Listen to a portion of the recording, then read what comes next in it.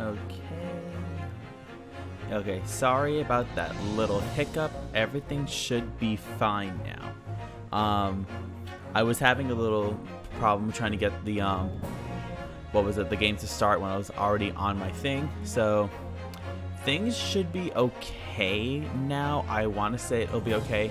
The thing is, I can't guarantee, so we'll just go with what we got right now.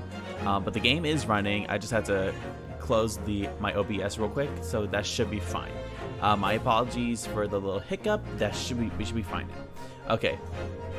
So right now we are back with Ace Attorney, as you can hear by the video and the audio. Here by the video, yeah, you can hear video. No, the audio. Here we go. Yeah, see, we're back in. Okay, so sorry about the minor hiccup. That must have been something that was something about the OBS must have been interfering. But yeah, we are back. We're back in, and so right now we're gonna go back into the case.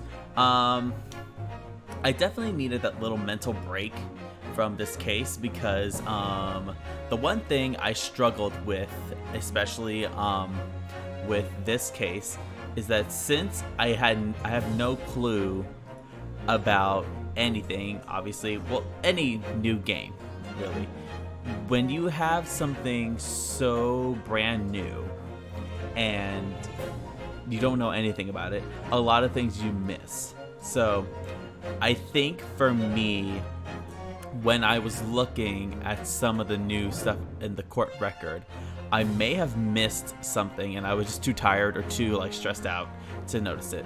So we're gonna give this another chance right now. So give me one quick second while I move one thing around, because I am trying to look at something, but I have an overlay, so I'm gonna move it real quick. Okay, this goes right there.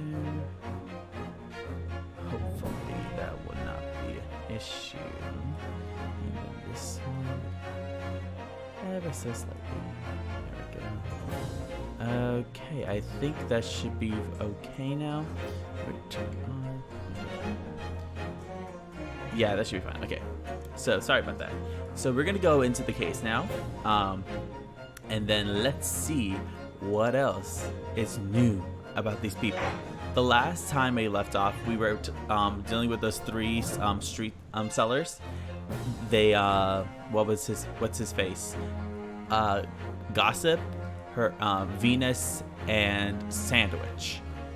And they are the best witnesses I've ever had in an Ace Attorney game before. I obviously love when it was McGilded, Gina. I also had Drebber, Scythe, and also the original Ace Attorney games. Who couldn't forget April May? But these people have so much character that they're it's just spilling over, and it's great.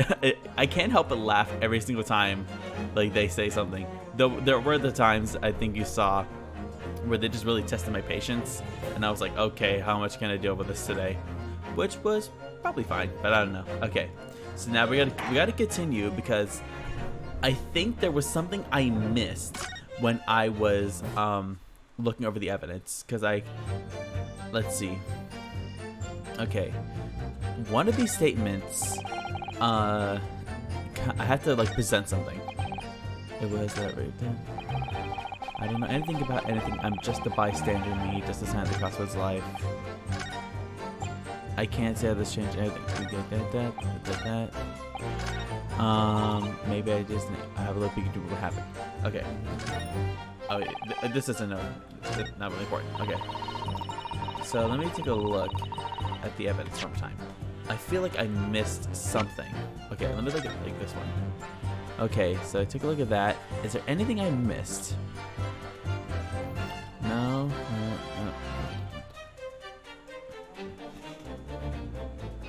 You see? I did miss something. And what does that look like? Interesting.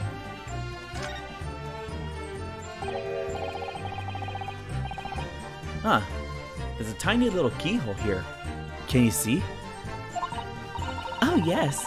That's probably for the winder used to wind up the mechanism. It looks a little unusual, don't you think? Yes. You need just the right key to wind it, I imagine. Why do I feel as though I've seen something? Something a bit like a key that's about the right size to fit in this hole.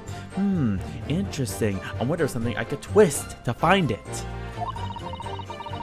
It would be wonderful if we had the key. Let's check carefully over what we've already found. Yeah, I wonder if there is something that I looked and I missed. And this is why you make sure you check every little square centimeter, every square inch, even the tiniest millimeter you have to check, because you never know when you miss something. Let's see, let's twist off the head. And what do we find? The helmet of this charming policeman appears to be a little worse for wear. I'm not convinced about the charming part, but yes, you're right. The head part looks like it's been fairly heavily manhandled. Almost as if somebody has enjoyed twisting it around for fun. Not that kind of fun, chat. Shall we try twisting it around and around too? For fun? Okay, maybe just a little bit for fun.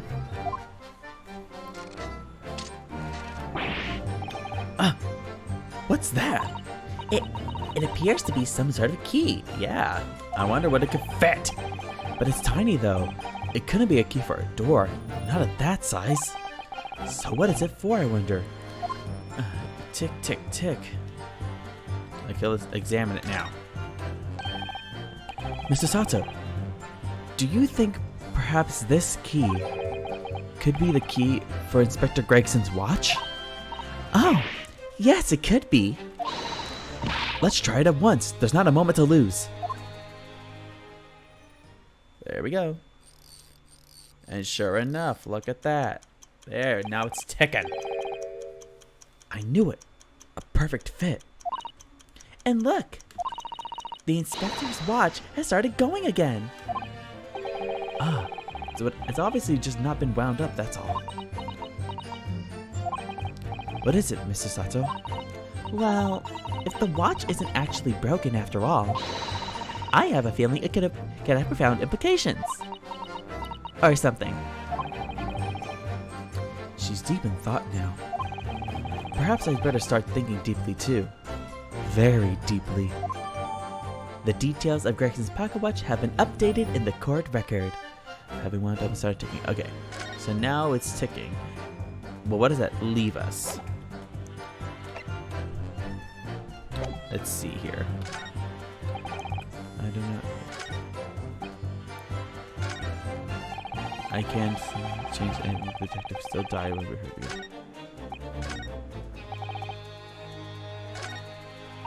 Maybe I did sneak along behind gossip and have a little peek into where it all happened. Okay. Let me see. Hold it! Okay, what was this? What exactly do you mean by that? Oh, come on now. Don't tell us you've not noticed. It looks like he hates everything in the world, that fella. But not noticed, boys. There's the one thing he likes. You can see it in his eyes. I can't say I'd ever noticed. I'll tell you one thing for free though. I never took my eyes off that man on the floor. Or off the Reaper. Not for a second. Sorry? Well, I was that scared I couldn't. You never know what a thing like that might do if you look away, do ya? If you didn't take your eyes off the defendant, you should be able to confirm categorically whether or not he was the one who moved the notice board. Maybe. Aye, that I can. The Reaper did nothing of the sort. I can swear to that. I couldn't have missed it if he'd heaved the thing upright again and dragged it into the corner. Right. Glad we cleared that up. Maybe for this guy, I should do like hold my lip. I drag that thing to the corner. No, this doesn't work. Never mind. What happened to the face? What happened to the face that screams bored? I feel your pain, Kazuma. Okay. Hold it! It was 5 o'clock in the afternoon that you all heard the loud bang, wasn't it? Maybe nothing noticeable, it fell over. Or maybe it didn't. Maybe I fell over. Maybe I didn't. But the Reaper's fate is sealed either way because of that gunshot we all heard. So your fate's sealed too. My fate? That's right. The defense is fated to lose, and the prosecution to win. In other words, it all hinges on that single gunshot. So if I could just find some problem with that part of their story, it may be possible to change all of our fates. Of course, none of that changes the fact that I heard what I heard. That's it. Okay, where do we press it? Not much to go on. As you pointed out, Mr. Naruhodo, there's no question that the notice board was moved, so somebody must have done it. But it did happen after the event, so maybe Kazuma is right, and it's not relevant to the case. But it seems to have been deliberately positioned so as to hide the body from view. So I feel sure that there's some deeper significance to all of this. Yes, I know what you mean. I've no doubt there are more clues to be uncovered. You're on the right track, I can feel it. So follow your instincts. Alright then. Okay. So... Okay.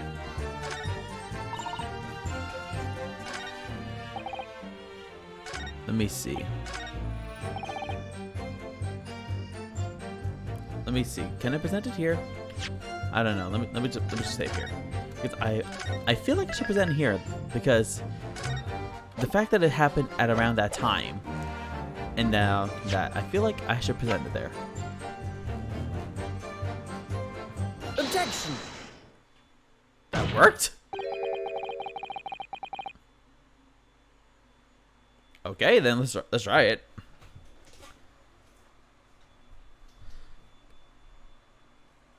I have no idea what that did. I just chose that one.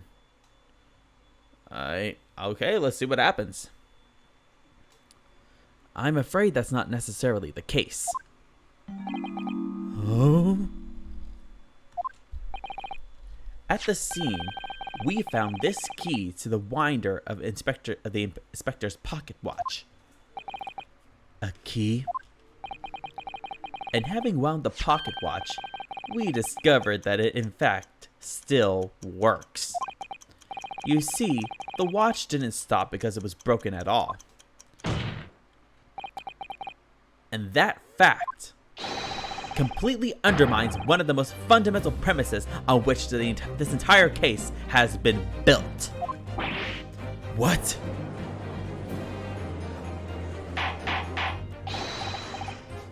Order, order, order! But Counsel, the watch was stopped at almost exactly 5 o'clock.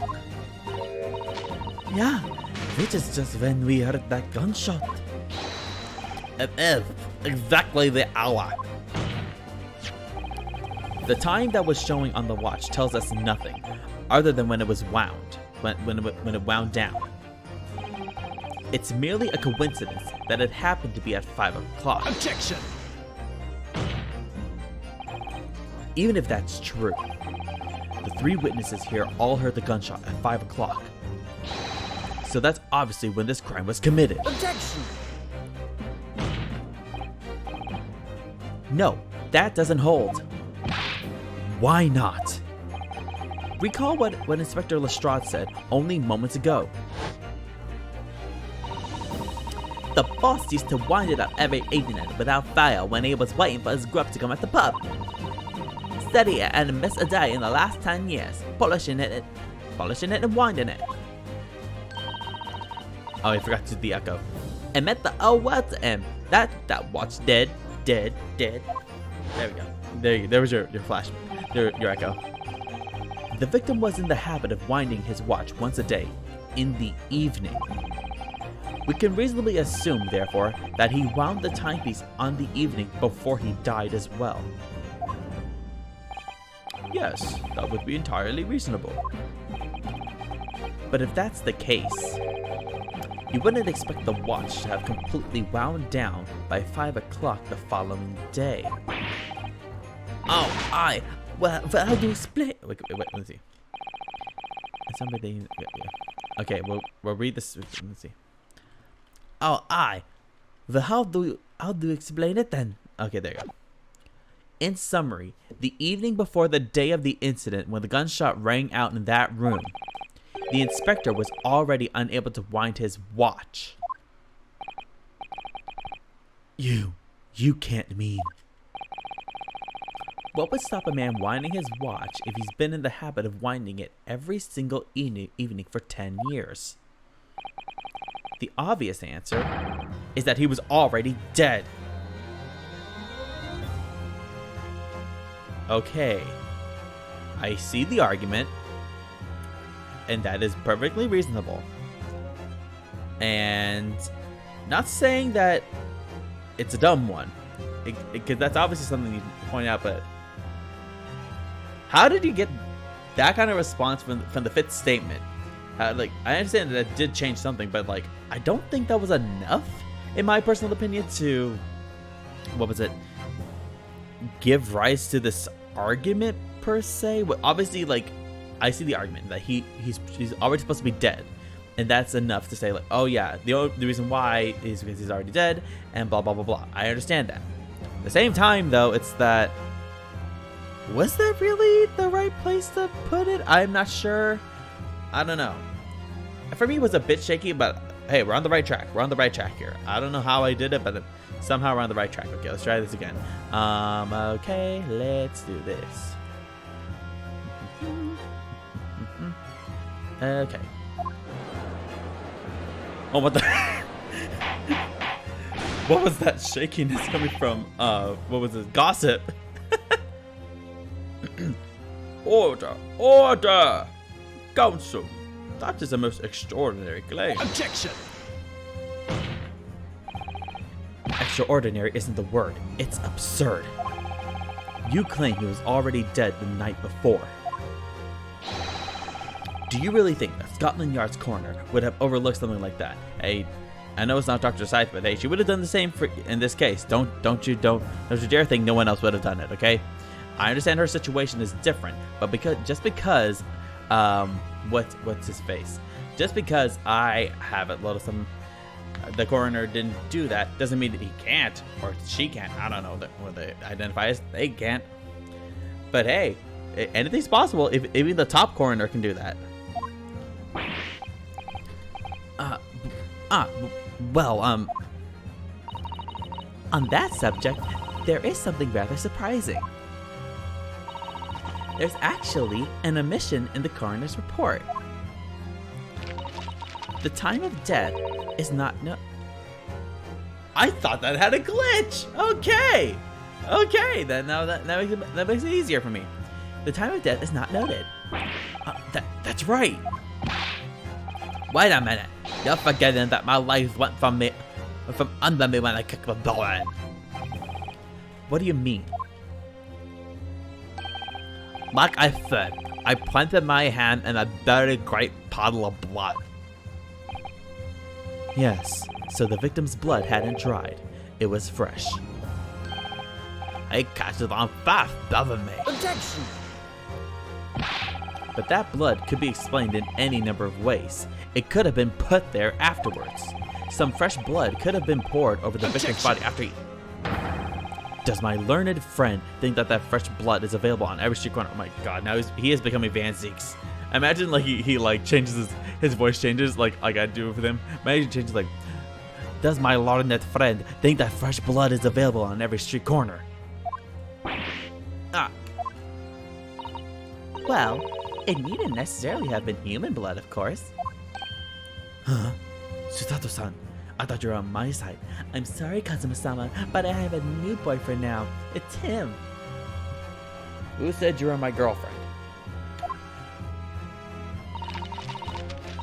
We've been told previously that Scotland Yard has no way to identify blood as human. The problem is currently being researched. At present, you are correct. It is beyond our abilities. So then, a chicken's blood could have been used, for example. It's certainly a possibility that it wasn't the inspector's blood at all. Objection! But the gunshot was heard at 5 o'clock that afternoon. That's beyond question. Is it though? What? Ryunosuke, help me out here. No, Kazuma. I won't. Given that the time of death of the victim has already been called into question, it isn't beyond the realms of possibility that what these witnesses heard wasn't a gunshot at all. Oh, please, what are you trying to say? I want to know what we heard.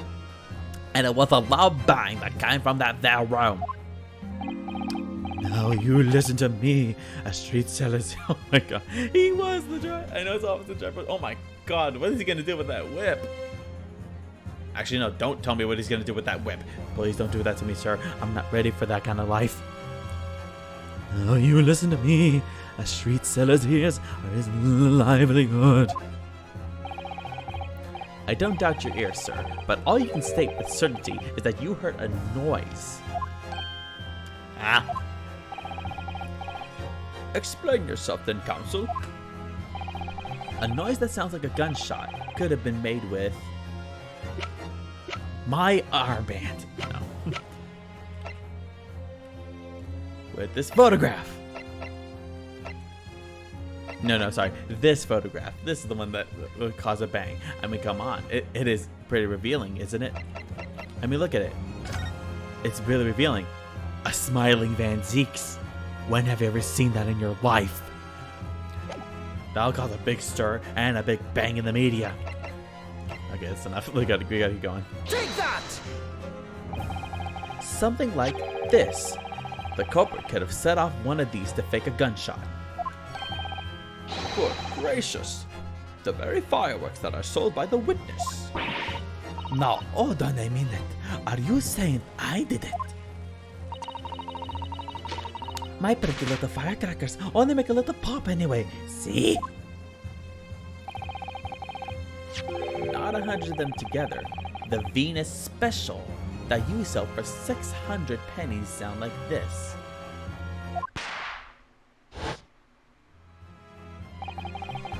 As the court can now attest, it sounds very much like a gunshot, in fact. Ah! You're trying to suggest that somebody set one of those fireworks off at the scene. I'm suggesting that somebody knew the defendant was in the room at 5 that day and sought to implicate him by creating a sound like a gunshot for these peddlers on Fresno Street to hear. Objection! But even the accused himself has testified that he saw no one else in the room at the time. Whether it was a gunshot or a firecracker, the only person present to cause that bang was Barrick Van Zeeks. Okay, give me little side tangent. Give me 1 second. Let me turn down the music ever so slightly.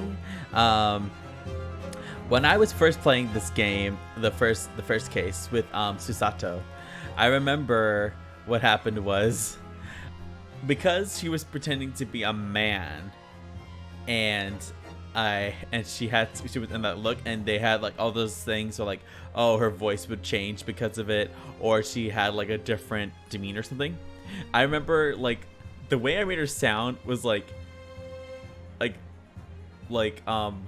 what was it, like those things that you imitate guys' voices, like the dumb ones.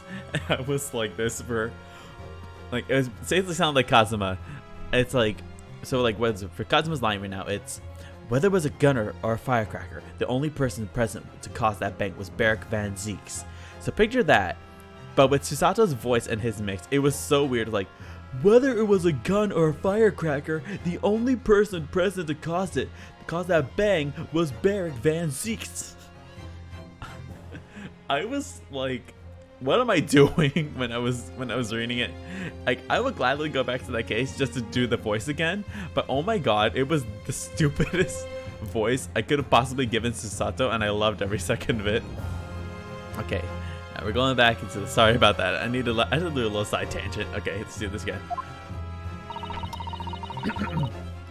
Wanna whiff of a match and my firecrackers go pop? See? It's why people like them. I feel for your fingers, young lady. Objection! Okay, that's too much like a strong heart. Recently, during my time here in Britain, I've learned of a very useful invention indeed. Something called a time bomb. Good heavens, a bomb. Yes, a device that allows you to blow up whatever you like, whenever you like. It's Naruhodo. I worry that your unfortunate phrasing there may lead to yet another international incident.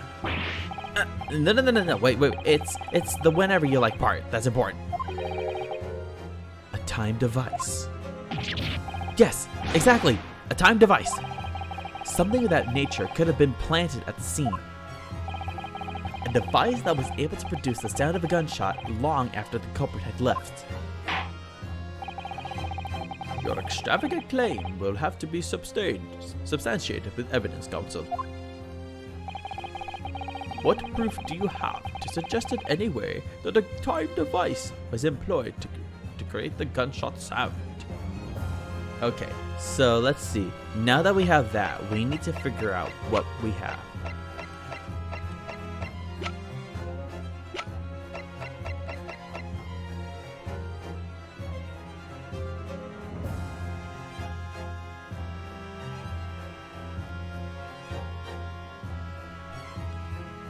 I think it's the candle. It has to be the candle, yeah. Because you can time it. You time a candle based off of how long it burns. That's how they used to do things back then. So I want to say it's the candle. But of course, like I do with everything in this game, let me save right here really quick, just to be absolutely sure that I don't humiliate myself again. All right, let's do this. Okay, let's present it now. Okay, the candle. Take that! As the court has already discussed, the tip of one of the candles in this candelabrum has been blown off. Okay, so I was right. Indeed, because it was struck by the bullet, which presumably passed through the victim. I don't think that's possible, my lord. Not possible. Why? Because of the scorching. There are gunpowder scorch marks clearly visible on the broken candle. There are. Goodness, yes. But is it not the case that there were also scorching on the victim around the bullet entry wound? That's right, there was. But as we heard earlier, scorching like that only occurs when the target is at very close range, a matter of centimeters from the gun. Hey Mustang, welcome back in. How are you doing today, man? Ah.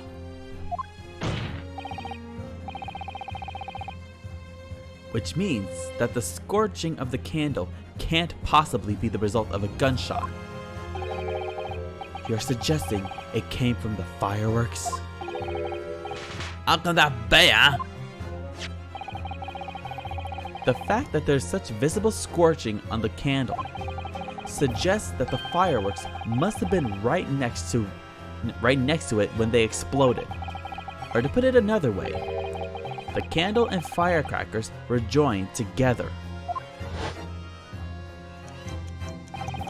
The culprit had somehow attached the firecrackers at a point part way down the candle.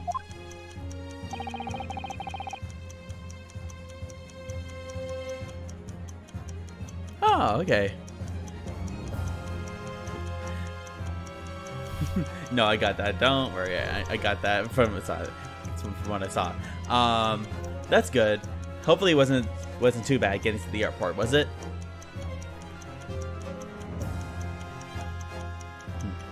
After the killer had left the scene, the candle slowly burnt down along with the other two. until eventually it ignited the fuse of the firecrackers, generating a loud bang.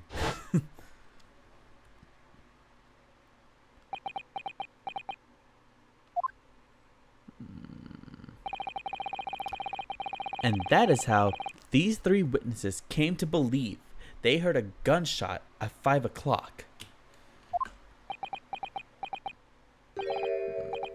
Well, what a plot. And this implies that the victim could have died earlier than we've been led to believe. The previous day, even. Now, just hold the horses. All of what you saw the victim going into the building, remember? I couldn't forget the flame-colored hair, even if I wanted to. The person you saw entering the building wasn't the victim at all. Consider this. Ah! Obviously, anybody can wear a wig. So the person that these witnesses saw entering the building 15 minutes before the incident occurred could easily have been someone else entirely, wearing the red hairpiece. Someone else? Do you mean to say? It was the same person who contrived the firecracker trick. In other words, Inspector Gregson's killer.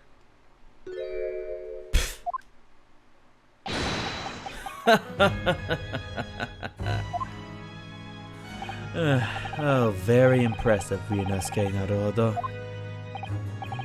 Kazuma?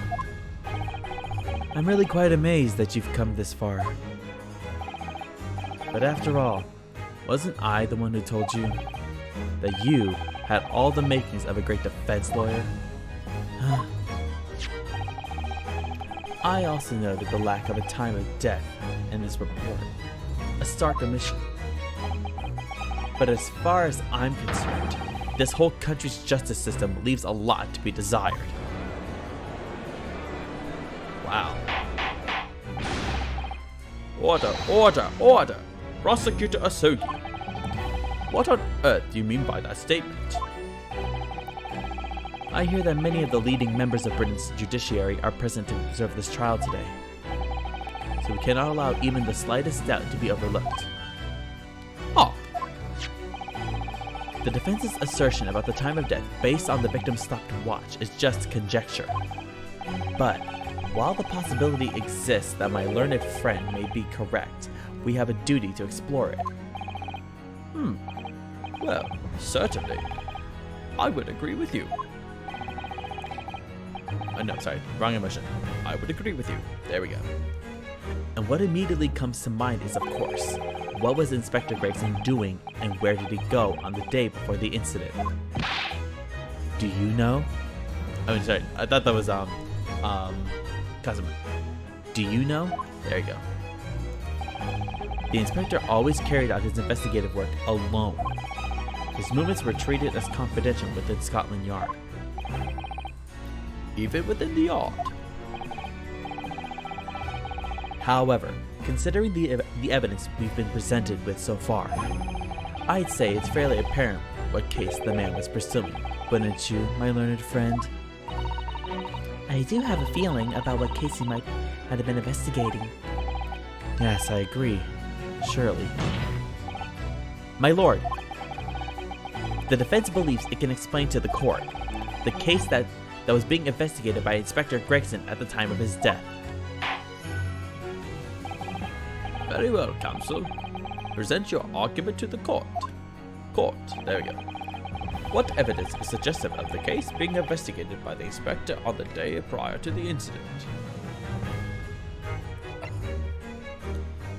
Okay, so I want to say it's the Red-Headed League, but it's also point. Okay, so it could be either one of these.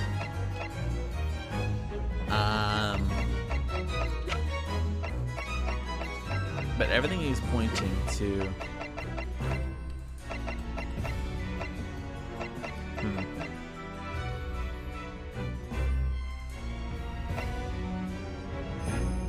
Okay, so we're gonna save here. We'll try both of those things, but I don't think. Okay,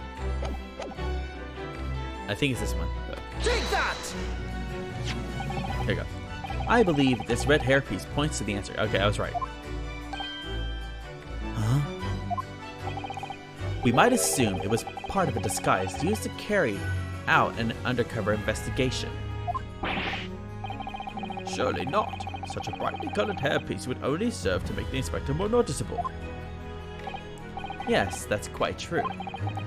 It would definitely have made him stand out in a crowd. Except, that is, in a crowd of gentlemen from the Red-Headed League. The Red-Headed League? So, you'd already worked it out. What on earth is this all about? Is there such an extraordinary league of gentlemen? The Red-Headed League is currently under investigation for a grand deception. A deception of what nature, Counsel? They've been targeting red-headed men across all of London and tricking them out of small sums of money. 2 men were arrested for the misdemeanor only yesterday, in fact. My lord, the defense calls for those 2 men to be summoned at once. 2 redheads? One is enough for me. Or it's like, 2 redheads? I requested 3.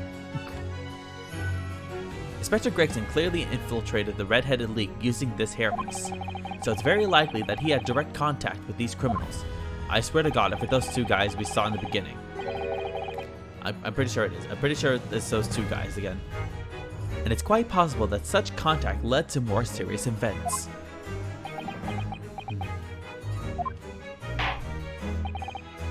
I concur. That we cannot, in good conscience, leave this new avenue unexplored. Well done, Mr. Nadarada. Well, it's another possible line of inquiry for us at least. The prosecution will make immediate arrangements for the charged men to appear. Bring these 2 red-headed league conspirators before me, Prosecutor Asogi. Oh, lucky for you, I already have them. At once, my lord. Very good. We will have a 30-minute recess. Court is adjourned. Okay, thank God. I honestly don't know how we were able to get this part done because, what was it?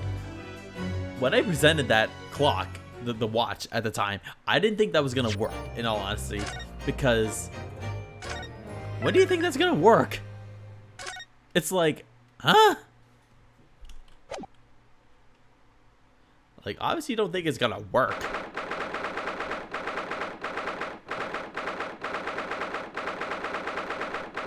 Okay, let's see what we got here. Oh, there you are, Odo. What kept you, my dear fellow? Okay, I have to be careful now, because I have 3 kind of deep voice guys that sound very similar. Okay, Sholmes is higher. Okay, I gotta figure them out. Okay. Hello, Mr. Sholmes. Gina. You sure about what you're saying there? That the boss, you know, actually died the day before? It's pretty hard to swallow. Yes, I was shocked by the revelation too, Gina. As was I. Possibly more shocked than both of you. It's not a competition, Mr. Sholmes. But I was more shocked than all of you put together. This is the autopsy report in question, is it? Yes, it's strange that there's no time of death noted. I suppose there's a simple explanation. Or perhaps it was a deliberate omission. Oh dear. If it was deliberate, it puts me in the mind of the last case we worked on. And Dr. Scythe. Exactly. I think someone pointed it out. I know. Anyway, it seems that on the day before Lord Van Zieks discovered his body, Inspector Gregson was investigating the Red-Headed League, so perhaps something happened with them. Come to think of it, you had trouble with those League men too, didn't you, Mr. Sholmes? You were taken in by their trick. No, no, no. Naturally, I was taken in, as you put it. My sleuthhound interest was merely piqued slightly by the rare scent of a weekly £4 income. And that scent masked the underlying scent of deception, I suppose. The two criminals in question are the pair we saw being arrested yesterday, aren't they? In Mr. Sholmes' suite, I mean. That's right, Zeus. And it was me what took him in. Thanks to a tip-off by a good law-abiding citizen. Indeed, yours truly. So it's going to be that pair in the witness stand next, is it? Something doesn't quite make sense to me, though. The day before Inspector Gregson was found, you hadn't had trouble with the Red-Headed League yet, had you? Why would the inspector have been investigating them? Well, the likely explanation would be that Gregson's own sleuthhound interest was piqued by the rare scent of a weekly £4 income. Don't tar him with the same brush as you, Sholmes. Yes, well, then there's the whole issue of Inspector Gregson being investigated by Lord Van Zeeks for some reason. The Reaper, the Red-Headed League, Inspector Gregson, Lord Van Zeeks. And Kazuma. What does he have to do with it, Naruhodo? I don't know, just want to put him in there. I feel as though he knew we'd arrive at this point somehow. Gosh, I think you're right. What's he really trying to achieve here today? All the answers will soon be revealed. Observe the time, my dear fellow. This recess will be over very shortly. Yes, you're right. My God. Kazuma was determined that he should be the one to prosecute this trial. And he was determined that I should take the defense. Just what is it that he's hoping to make me see, I wonder? I get the feeling we're a long way from the end of this trial yet. That's how I'm feeling with this entire thing too. Are you ready then, Mr. Sato? Yes. Oh, we didn't even have the guards that interrupt us. We're just ready to go. Perfect.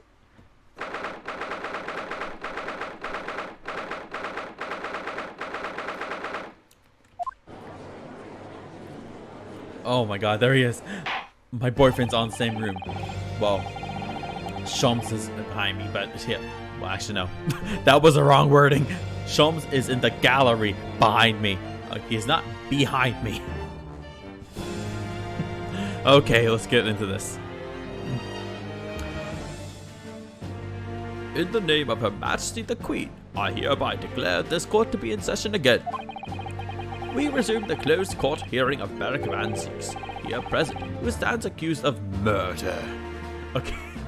Should I do that every time some like the word murder or like killing happens on this game? It's like it goes like whoever's saying it goes into a deeper voice. We resume the closed court hearings of Beric Van Zeeks, here present, who stands accused of murder. I don't know. I think I'm gonna do that. Now then, Prosecutor Osogi, My lord. have you summoned the witnesses as requested? Yes, the two members of the Red-Headed League who planned and carried out the deception. They arrived not long ago from the local prison by police carriage. Very good. Bailiff, usher the two men into the courtroom. I was right. Well, I knew I was right when I saw them, but oh my, what is he eating? These two men are currently being held by the police on suspicion of attempted extortion. You may omit your occupations, but state your names for the now for the court. Here's a French accent.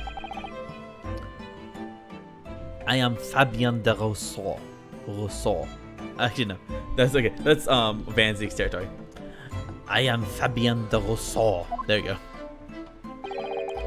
a descendant of the great de Rousseau family from Nice in France. And my name is Peppino de Rossi. I am the third son of the great Familia de Rossi, the landowners from Napoli. Okay, now I'm doing Mario. He's gonna be Mario now. I thought he was British with a very weird voice, but it turns out he's just Italian. Okay, here we go. The two men first became acquainted at a boarding school for European nobility. Those who graduated from Temsi. Okay, Temsic, I think it is Temsic, yeah. Those who graduated. No, that was more Russian. Okay. Oh god, I can't do this. Those who graduated from Temsic are the future leaders of Europe. There we go. That's what I'm talking But do you have any idea how boring it is to be born with noble blood? about. Okay, no. Oh no, I'm going to Van Zeeks again. Oh god, I need to work on this French accent. Do you have any idea? Okay, no. And do you have any idea how boring it is to be born? Oh god, I can't do a French accent. I'm missing a bit Russian. Well, stereotypical Russian. Okay. Do you have any? Okay, I don't know how that got me to a French accent. Okay, we're trying this in. Do you have any idea how boring it is to be born with noble blood? Alors, I make it my mission to get the better of the world by employing the little gray cells of my brain. Them. That's what we got. That is all I'm trying to do, huh? Oh god, this is so hard. I'm sorry to all my French viewers, all my Russian viewers, anyone I'm offending right now. I'm so sorry. This is so hard. Usually I'm better at separating my voices, but some of them are so close that I get mixed up fast. Okay, here we go again. Sorry.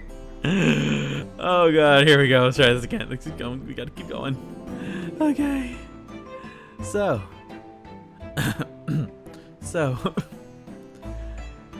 that's the only reason for this whole grand deception you've been carrying out.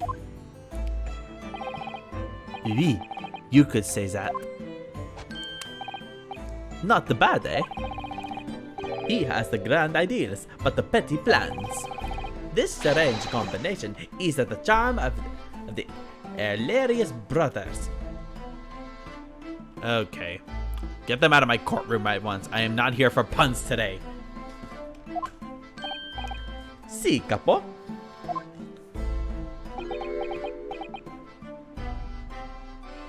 Shut your mouth. Shut your mouth. Listen to me, Peppino. I have two things to say to you. Eh? Che? Are you about to tell me one of your grandi anecdotes? Viva! Firstly, I want you to stop calling me this capo. Secondly, we are not the hilarious brothers. This is serious business. Che bello! There it is, the capo's trump card. Okay. Okay, I wanted to make it sound like Mario, but I'm trying to make it a bit more unique. Che bello! There it is, the capo's trump card. The furrow de barao. There we go. It is deep, capo, the furrow and the meaning of your words. The court has been led to believe that under the banner of the Red-Headed League, you have conspired to swindle money from unsuspecting members of the public. Is this true? Oui, c'est ça. And what exactly was the nature of this deception by which you planned to defraud? Alors, I will explain it. No, capo, leave it to me. As you see, we both have the vivid red hair, no? At school, we were teased for this without a pity. The couple here was many times behind the schoolhouse, crying like the Trevi Fountain. Those dogs. One day the world will respect us redheads. Every night, he would bury it at... Okay, what was he gonna say? What was he gonna say? Let me see. Every night, he would bury his head in his pillow and weep for the injustice. What is with these witnesses for this case being so great? I don't know. They're great. Okay, let's get back in. I'm running out of time. We gotta do this. C'est bien, Peppino. Enough. I will explain the rest. Okay, there we go. I finally have it. C'est bien, Peppino. Enough. I will explain the rest. The first step was a newspaper advertisement. About 1 week before the plan was put into operation, we listed the same notice in every paper in London. Yes, we saw that notice. It was this one, I believe, entitled To the Red-Headed League. Oui, c'est ça. I am honored that you have seen it. It states that the only condition for joining the league is having flame-colored hair, and that if you satisfy the interview panel and are admitted into the league, you could receive a weekly income of £4. On the date specified, red-headed hopefuls gathered in droves at a park specified in the advertisement, and from each person present, this pair took an application fee of 5 shillings. And with the money, to France. It was a plan most elegant, no, I almost said diligent. No, it was most dishonorable.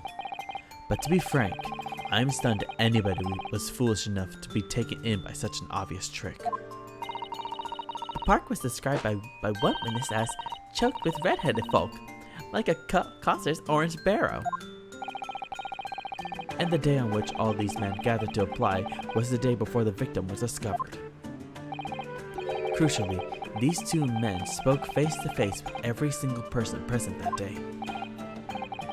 Oui, I have seen more red-headed people in one day than I will see in the rest of my life.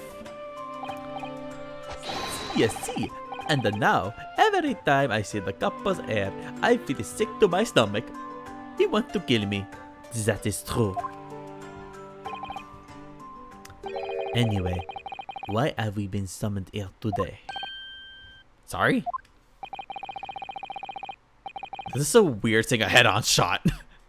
The date for our trial was not until tomorrow, I was told. Naturally, neither of these men have been told any details about this trial. They've only been shown this photograph. Very good. So, Mr. de Rousseau and Mr. de Rossi, you will now give your formal testimony for the court on the subject of the gentleman pictured in this photograph. Of course, we are always ready to help with the law. I'm just eating my pasta.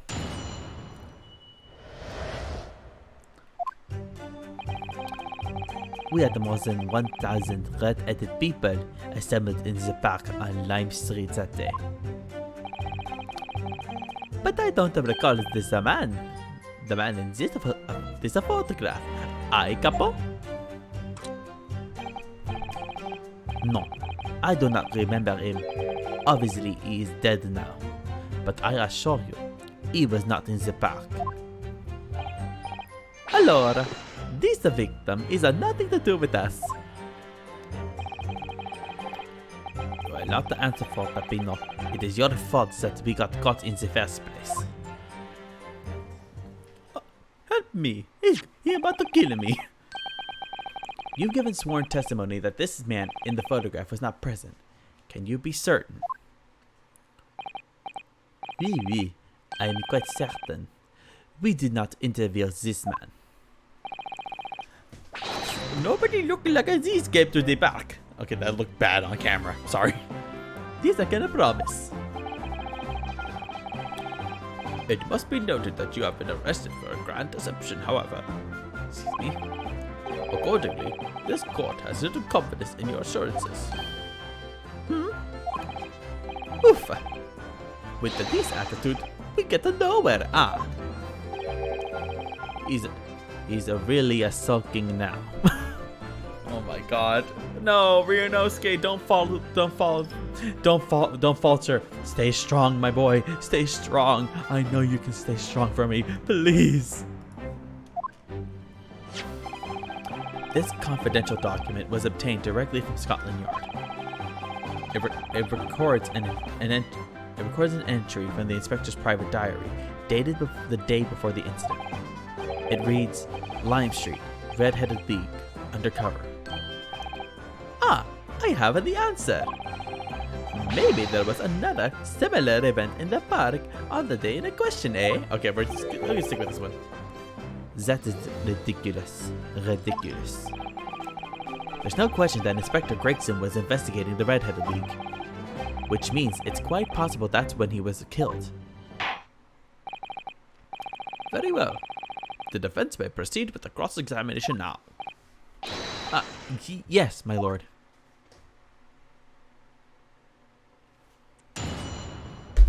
Oops. Sorry.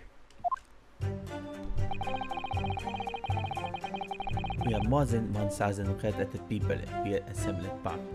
Okay, let's do it. Hold it! Let's press everything.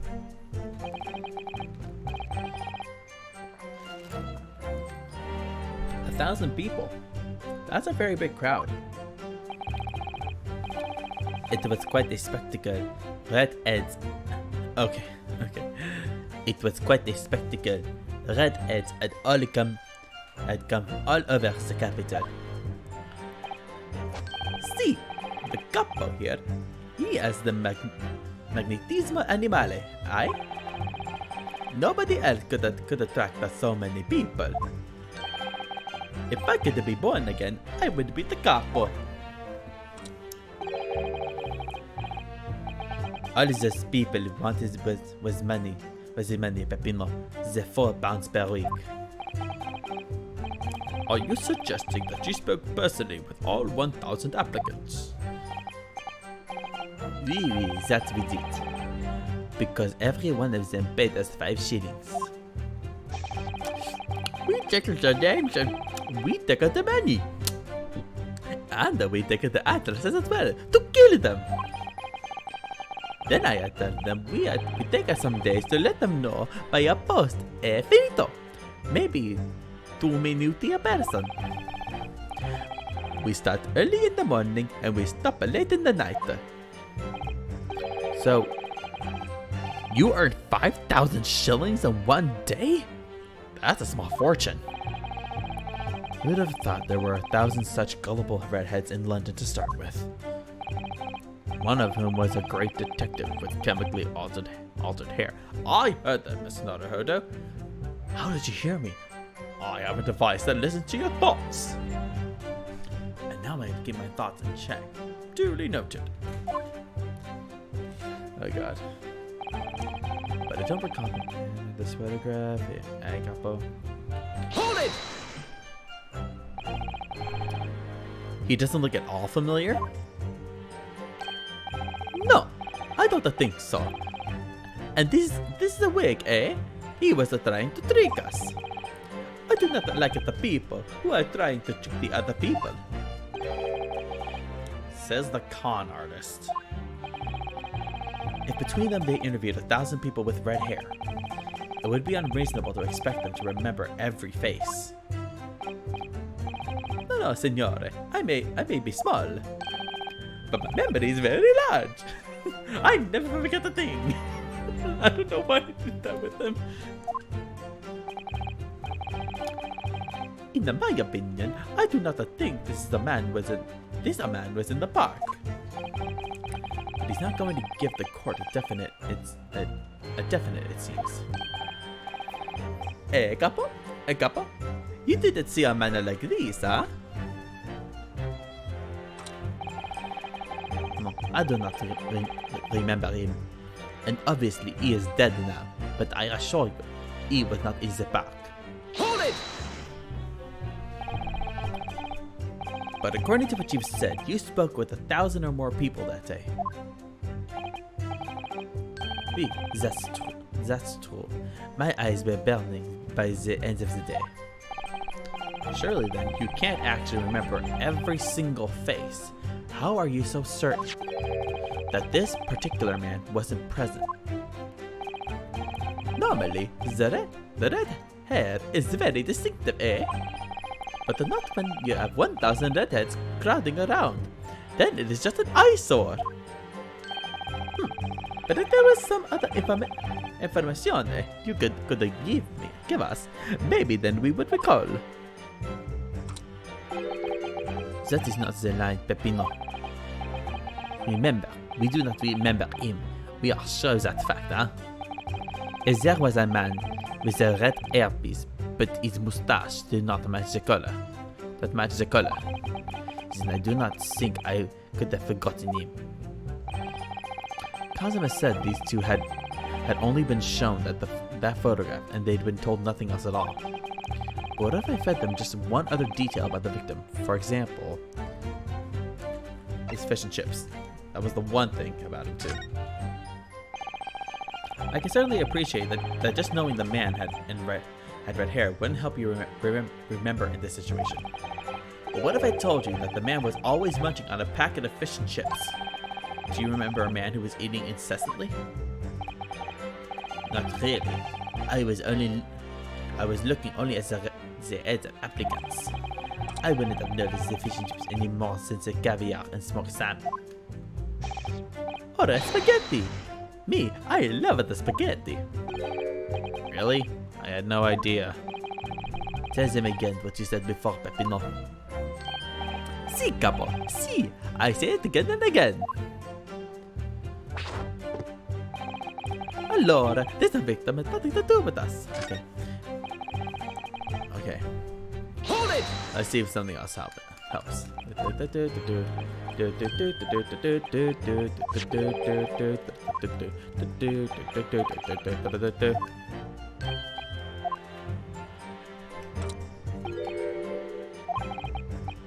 Okay, so let's try it again. These two had only shown the photograph and they were told nothing else at all.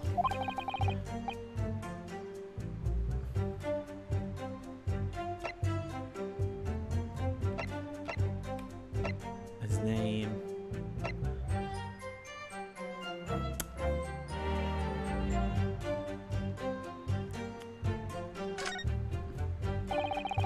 I can certainly appreciate that just knowing the man had red hair wouldn't help you remember in this situation. But what if I told you the man in the red hairpiece was actually a detective?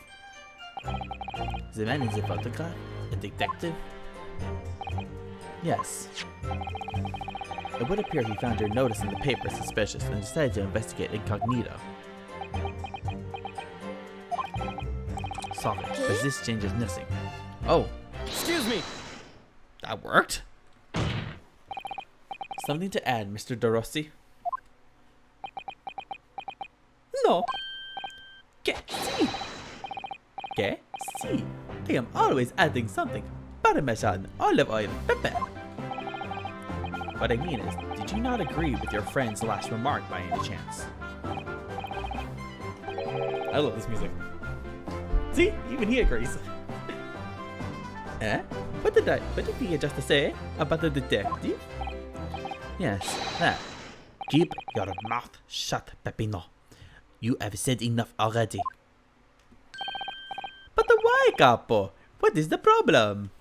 What is the problem? There was a man who said that. I am an inspector from Scotland Yard. What? Huh? Good Lord.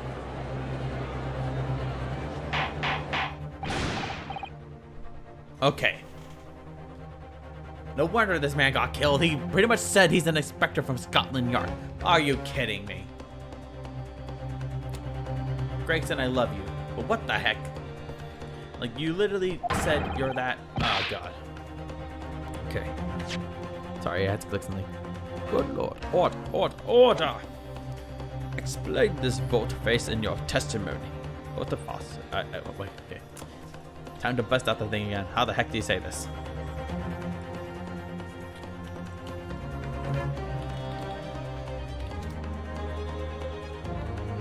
Voltfas. Voltfast. Okay, there. Voltfas. Okay, Voltfast. Okay, there you go. Sorry. I just want to know what the heck I'm saying. Okay. Voltfast and just It's simple. A man without a back. There was no such man. Okay. It's simple. A man without at the park said to us that he was an inspector. Medai, what are you saying, Capo? Have you forgotten, eh? I have forgotten nothing. Nobody likes this game to the park. Basta, Capo, basta. You beat me at many things, but not the two.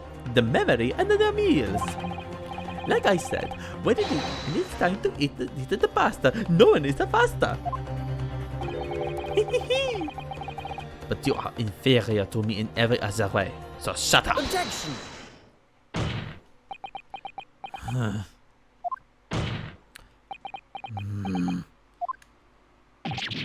Ah.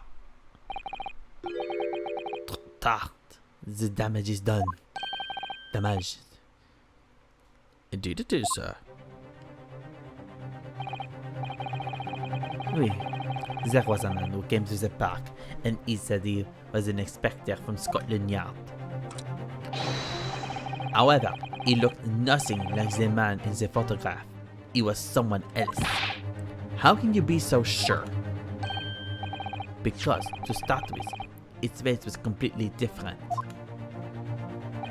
See, it's true. The man who came as a younger. His face was clean shaven. His eyes were sadder. His chin was thinner. No resemblance whatsoever then. Anyway, I was not going to be fooled. I took the obvious precaution and said to him, if you are really a detective, show us the proof. See, the couple here, he doesn't take no nonsense, eh? But he was well prepared. He said he had identification. Identification? You mean official police inspector's identification? Identification. That is most unconvincing. Sorry, my lord. Counsel, no incognito inspector would offer his identification for inspection. It's quite out of the question. Definitely. Why would he expose his true identity? Clearly the papers were fake. Certo, capo, you are a genius. As we say in Italia, it takes a thief to recognize another, eh? I'm sorry about this. I don't want to do it. And what happened after he announced that he was a detective? He became very annoying. He said, you are under investigation. So I took his papers from him and chased him out of the park. It was fantastico! And look, here is the identification. So you stole it from the man. One second.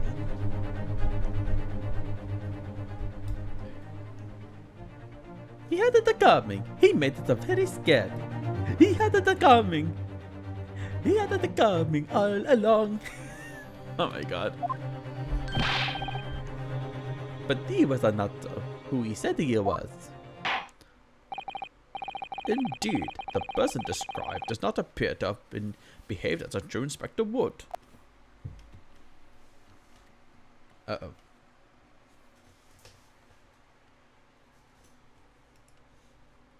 Oh no, my game crashed again. Okay, give me 1 second. Okay, let me see.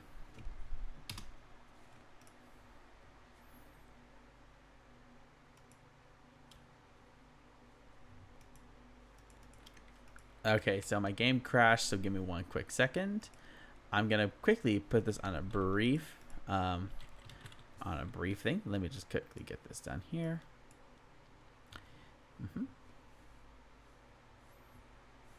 Let's see, get this done here. Okay. In the meantime, enjoy some quick music. I'll be right back, okay?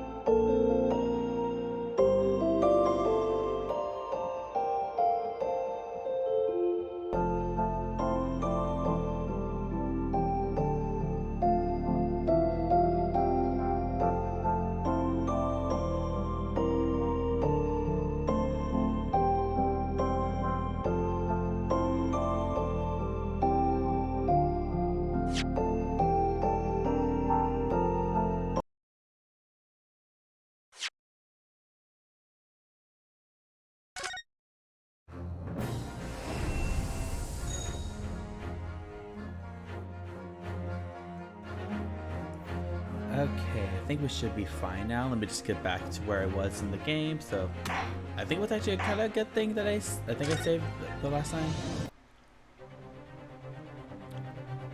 Okay, here we go. Yeah, thank God my game auto-saved. Okay, thank you. Okay, we're back. Okay, so give me one quick second. Okay, let's do this.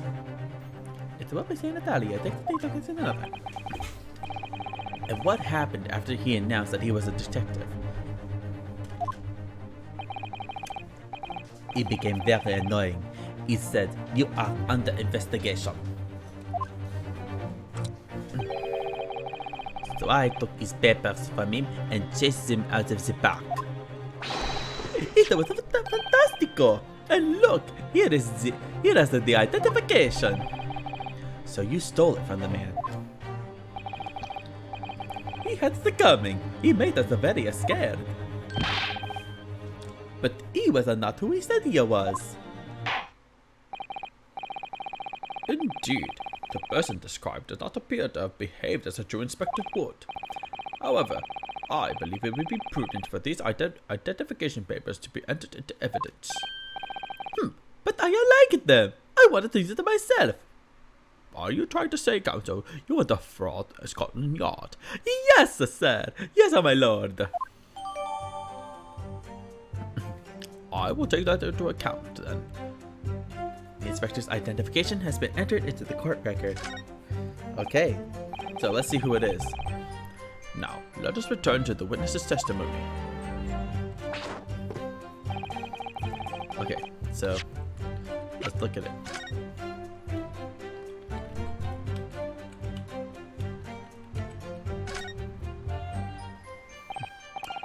Well, I suppose we should see what this inspector's identification looks like inside.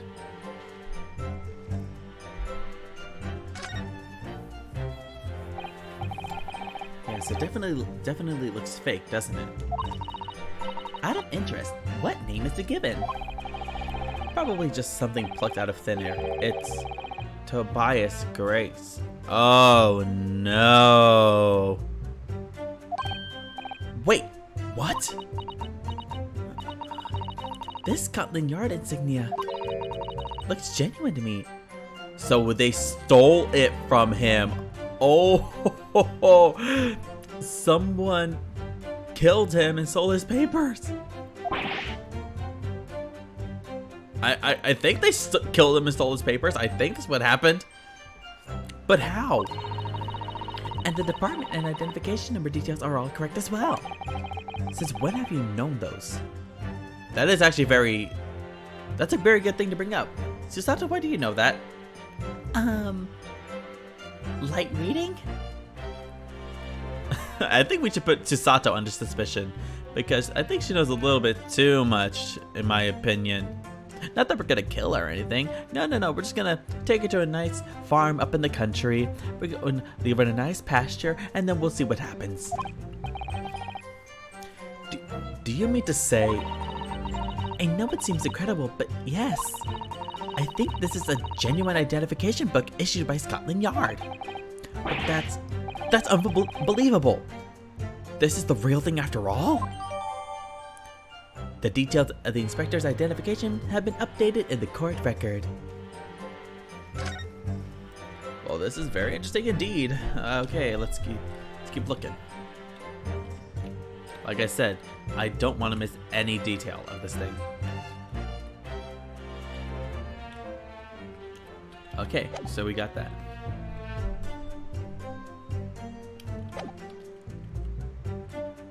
Let's hit the press and figure it out. But we only have your word for that. See, but what else can we do, huh? True. Oof, we are not having a much of fun these days. First, we are arrested, then we are shown the horrible picture of a dead man. And now you question every single thing we say. We are the victims here. Aye, capo? No, you were caught carrying out a plot to swindle hundreds of innocent people. Huh? You had to bring that up, eh? It's not fair. Aye, capo? Shut up!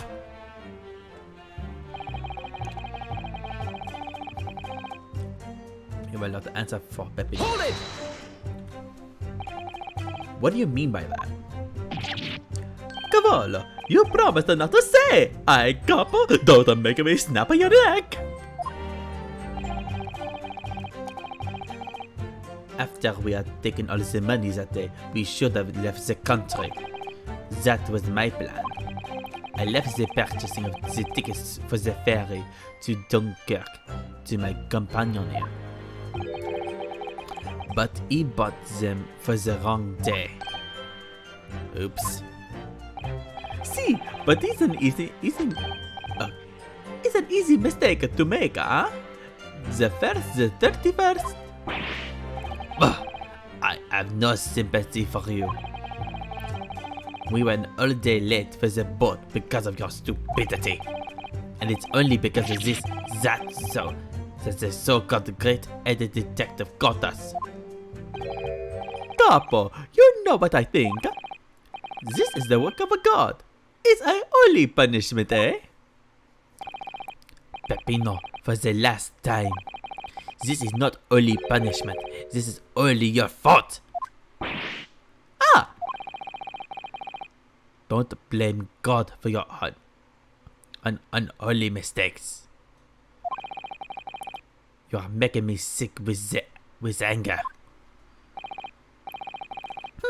Maybe I make a mistake, but when it's time to eat the pasta, no one is faster. And I've seen the evidence. They haven't told us much we didn't already know. What do you think, Mrs. Narioda? Well, if it was in the Inspector's diary, it seems likely that he must have gone to Lime Street that day. And yet these two both claim they didn't see him. I have to say, they don't appear to be telling lies. Well, they are experts in deception, don't forget. Sounding plausible is their specialty. They may be lying simply to avoid being implicated in this case as well. Surely, if they were truly experts in deception, they wouldn't have been caught. Well, yes, you do have a point there. It seems to me like we need more information. Definitely.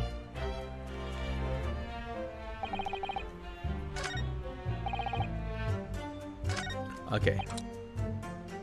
Okay, let me try let me see the name. See if that happens. Changes anything.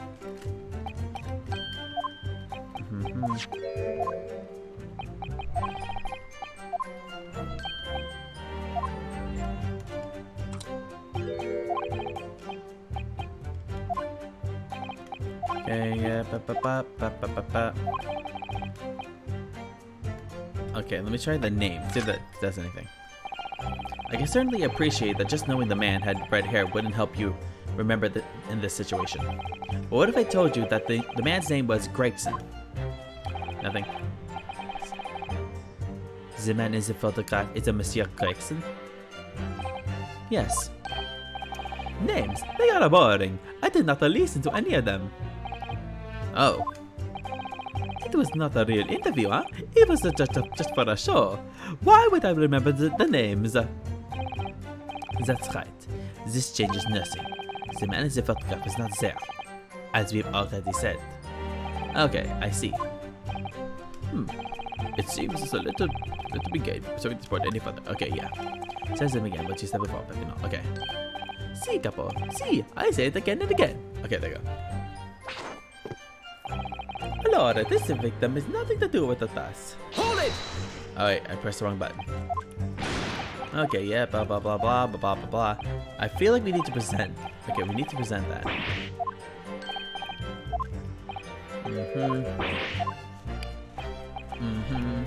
Yes, I heard the same fake Italian accent from me.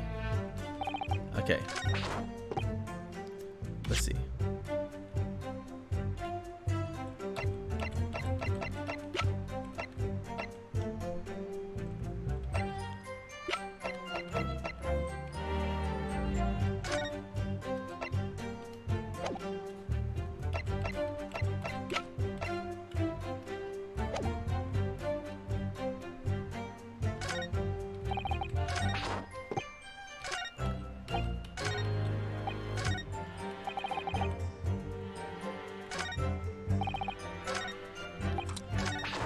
Okay, we're gonna save it. I think I should present that right there. Nope, right there.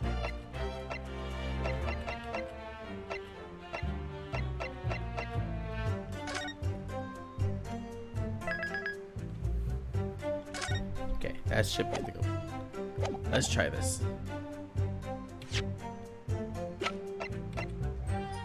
Objection! Okay, I was right. I wonder if I could ask you to examine this identification book very closely. Miss Lestrade. Why Miss Lestrade?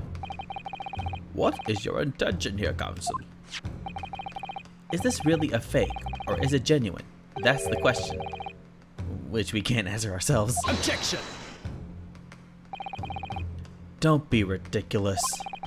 No Scotland Yard detective would allow his or her identification to be stolen. Oh, Yeah, there we go. that is the boss's. No question about it. It can't be. As I suspected, the undercover detective who attended the Red-Headed League's enrollment on that day in question was the real Inspector Gregson, carrying out an incognito investigation. Settle! Oh, Jesus. Order! Order! But if the boss had his identification stolen, he would have reported it straight away. I mean, he was always on me about it. If you lose something, report it at once, he said. Could it be then that the inspector was physically unable to report it? Physically, hey, what are you saying? Unable to. You're not suggesting. Yes, it's quite possible that he was killed before he had the chance to report his identification stolen. No.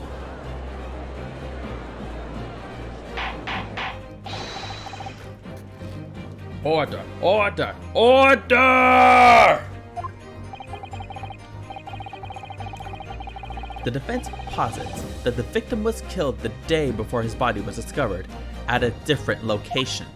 Do you two have anything to say about that?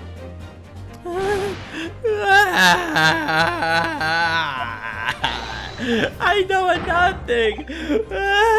I done nothing. Pull yourself together, Peppino. Mon Dieu, you can be a little more like a master criminal than that, no? Now I wish I had returned to Italia.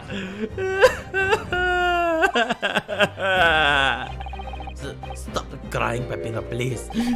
Otherwise, Otherwise, Let me! Stop your whine and stop talking! Well, I believe the court will need to hear just your story and get some. I know nothing. I done nothing. But you will tell everything or face the worst possibility outcome. Now stop crying!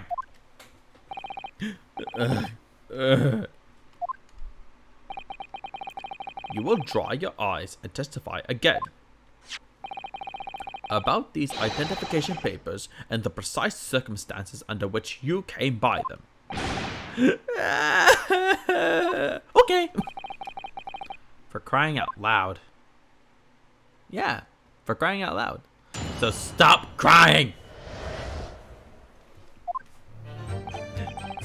The truth is, we took him prisoner and kept him for the night at our secret hideout.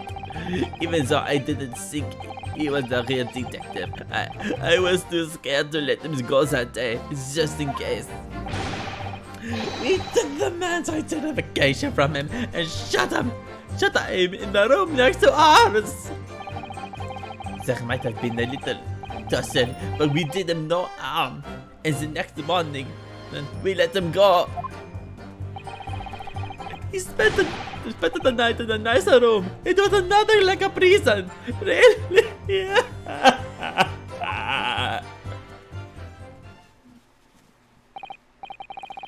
This is outrageous. You imprisoned the man. But no, see, no. It was nothing like a prison. He was very comfortable and calm and happy. Ay, kapo.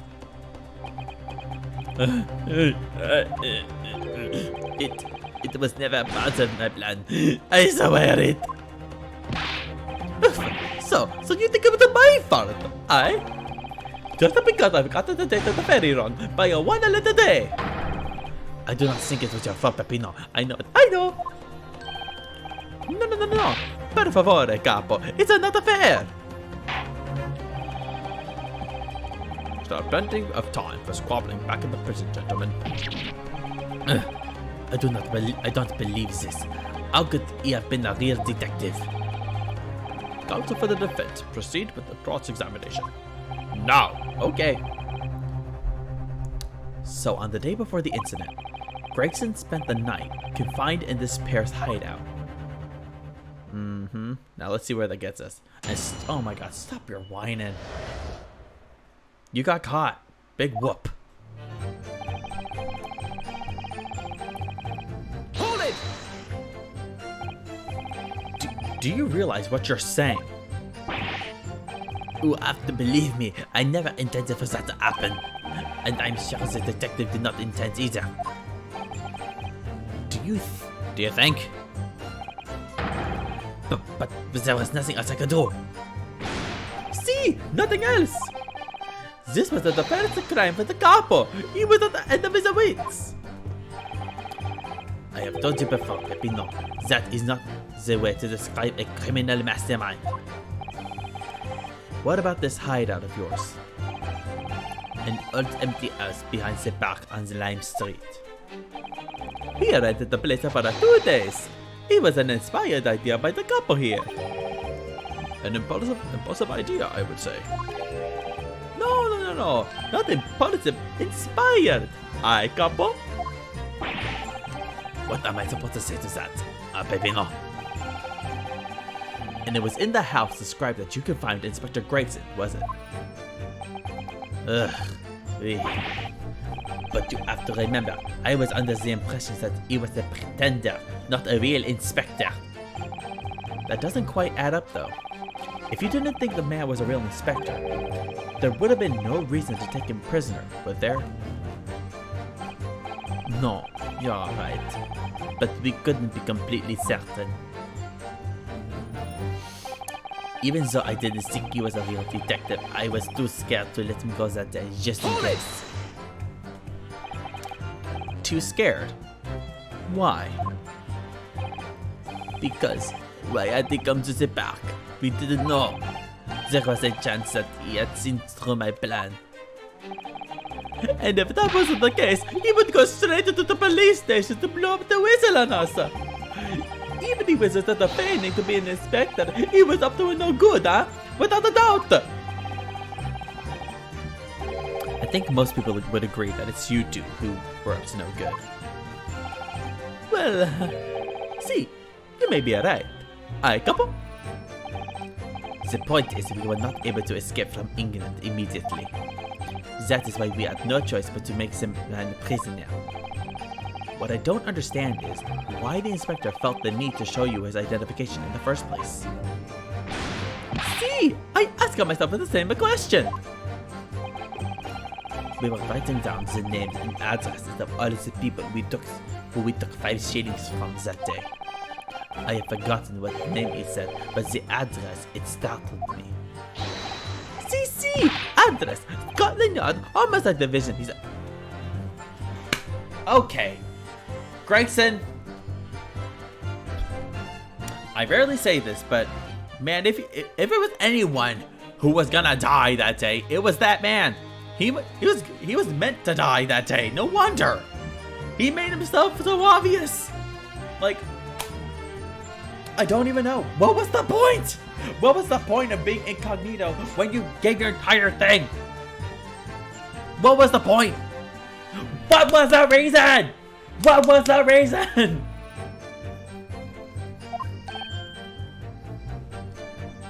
What? It probably didn't like your face, Peppino. Anyway, I was not rude. I just politely asked him why he had said it. And that's when he started to say he was an inspector. Not long afterwards, he took out his identification.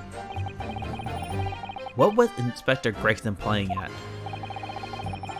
Tell the court what happened next. You took him back to your hideout, you say. See, we did! We took the man's identification from him and shut him up in the neck room next to ours. Hold it! That being this identification book here, correct? See, that is the one. What made you believe that this was a forgery?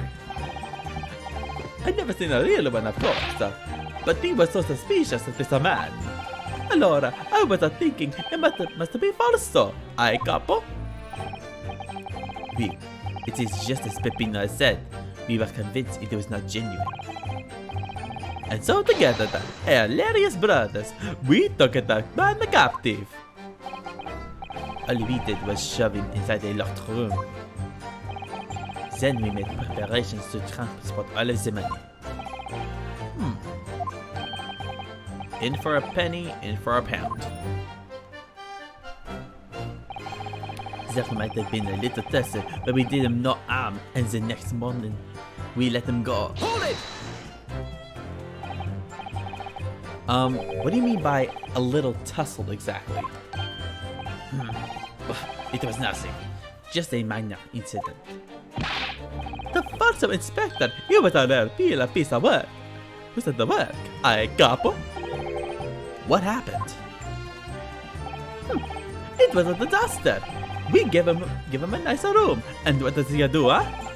In the middle of the night, he tries to escape through the ventilatore. Can you blame him? We chased him, bien sûr, and we caught him again. Can you blame us? Yes. Wait, you didn't shoot the man in your haste, did you? Who do you think we are?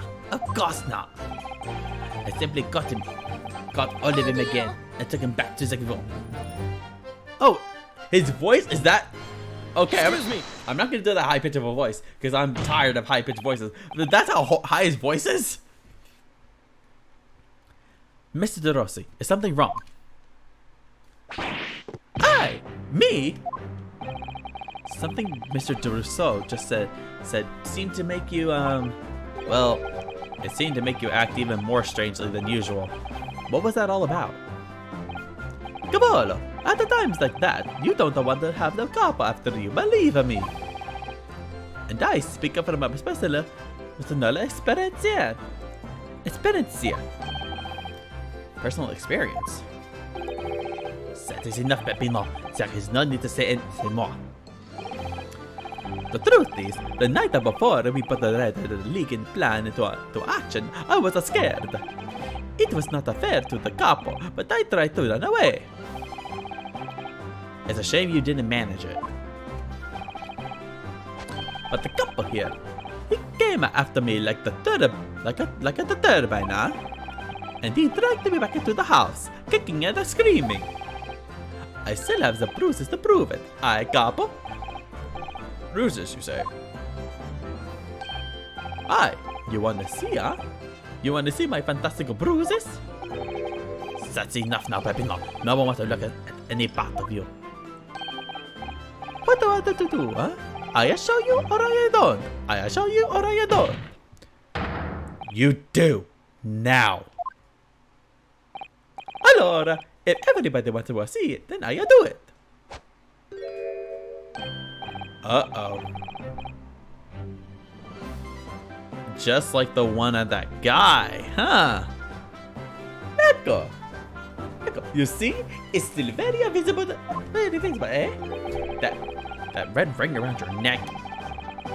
You got that when you were dragged back to the house? See, the capo, sometimes he's a very... I said that. I'm very sorry and I hate doing this. See, the capo sometimes he's a very rough, and I like it like that. I wanted to do it again and again. That's it. I said that's enough. No wonder we shut him up. It's like, don't tell them what we do in the bed. I'm so sorry. I'm so sorry. The Peppino's neck is nothing to do with what we are talking about here. You have my word. Yes. What is your opinion, Counsel? About this red ring around Mr. De Rossi's neck? I wonder. Does it matter? It's important.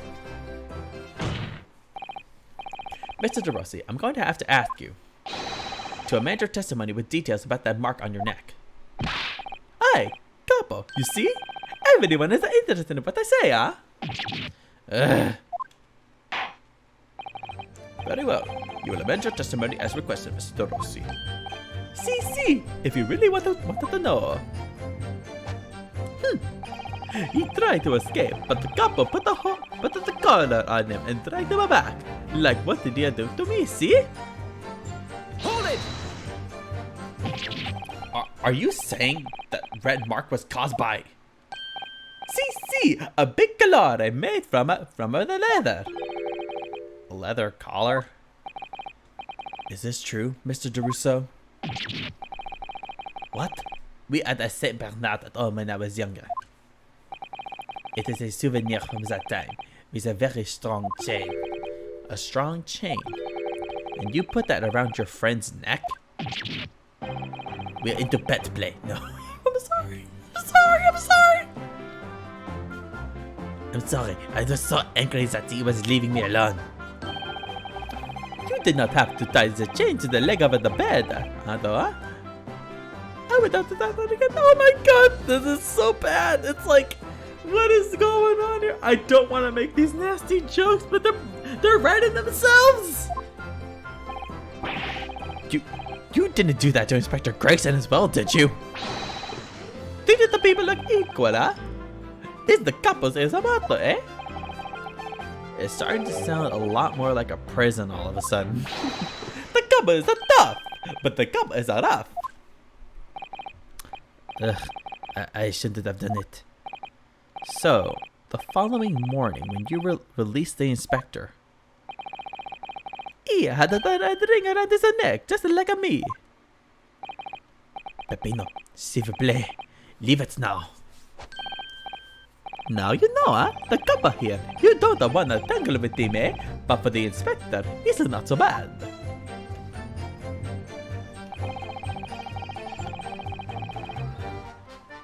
That's the last one, and then we gotta go. We gotta do the other things. You took away the man's freedom. However comfortable you make it sound, you were still holding him prisoner. If we say that, then I say this. There is something that takes away our freedom too, the lack of money. So we are the prisoners as well, huh? All of us. Huh. No money, no freedom. This is the truth. It makes me mad, and it makes me sad. What can we do? Well, if you feel so disenfranchised, you take money to court. Though it'll cost you, of course. Oof, there you have it. You see, that is why we need the red-headed league to fight for the justice. Perhaps he has a point. No, Mr. Naruhodo. All we did was to give the man a comfortable place to sleep for the night. And you say it was a prison, huh? Huh? So I was going like Mickey Mouse territory. Huh? Perhaps he has a point again. No, again, Mr. Naruhodo. How can you read my thoughts? You're saying them out loud. Really? Yes, Mr. Naruhodo. You're saying them out loud. Indeed. Indeed, Counsel. I can hear you too. See! Ryunosuke, I thought I taught you better. In this case, it went from like finding out who these men are to all of a sudden like a council session for Ryunosuke to just think his thoughts and never voice them out loud. You should have heard them snoring.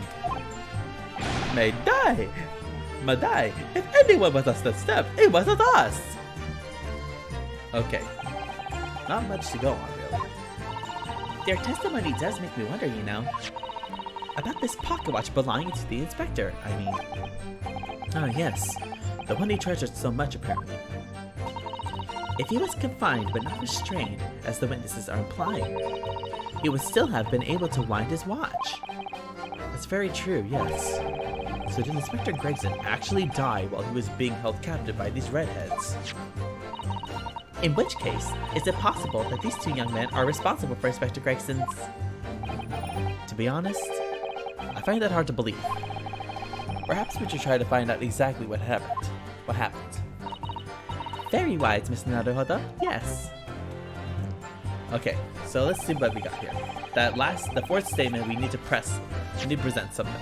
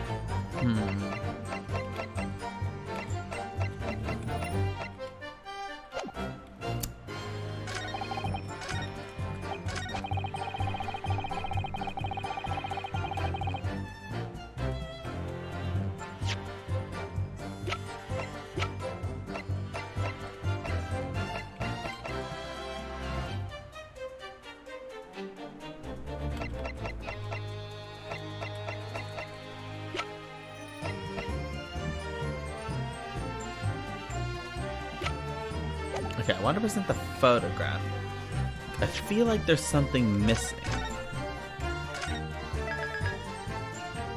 I'll save that there, because I don't know. Something about that doesn't make sense to me. Let me see what we got here.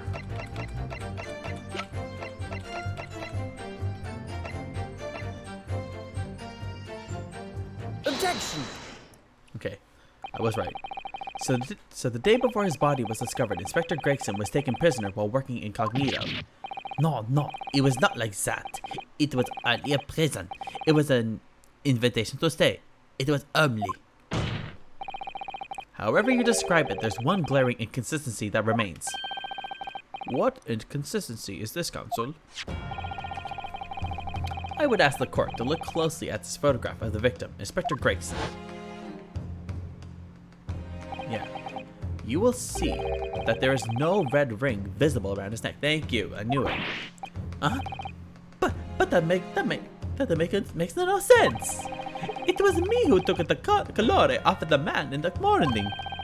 And I saw the red bruises on his neck, just like I have. Given that the mark is still clearly visible on this witness's neck, we'd expect to see bruising on the victim who was put in the collar more recently than Mr. DeRossi. Indeed. That is most peculiar. But what did we tell you, huh? We say this from the beginning, many times. Peppino is right. The man is a photograph. He is so much different to the man we held captive that night.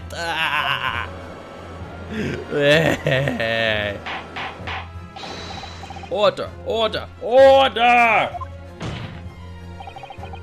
It would appear then that on the day before the incident, the man who visited the park on Lime Street posing as an incognito inspector was not Inspector Gregson at all.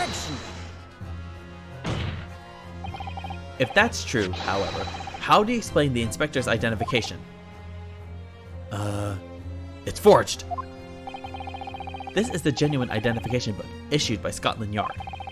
It's inconceivable that someone could have stolen such an important item from the inspector. The prosecution made that assertion itself. I dug myself into a hole. And we also know that the inspector had made a note about the Red-Headed League in his diary for that day. Oh, whoops. Which surely means we can't divorce the two events completely. The inconsistency noted by the defense is most troubling. If it were the real Inspector Gregson whom these two red-headed gentlemen encountered, the fact that no bruising can be seen around his neck, it defies explanation. But equally, if they actually encountered an imposter... I want to do an Among Us thing. How did that person come to be in possession of the real inspector's identification? Does the defense have some plausible explanation, counsel? The whole thing defies explanation. It is for precisely these occasions that we keep meticulous notes in the court record, Mr. Naruto, because those are the facts, and the facts cannot lie. Cannot lie. No, the facts can't lie. Even when they point to something so incredible, it's almost unbelievable. Well, my lord, the true identity of the person who turned up in the park for the Red-Headed League's enrollment is revealed by the information in the court record, I believe. Good gracious. Very tantalizing, Mr. Naruhodo. So why don't you help us all to see whatever truth it is that you've apparently seen? Who exactly was the inspector that appeared before Mr. DeRousseau and Mr. DeRossi? Okay.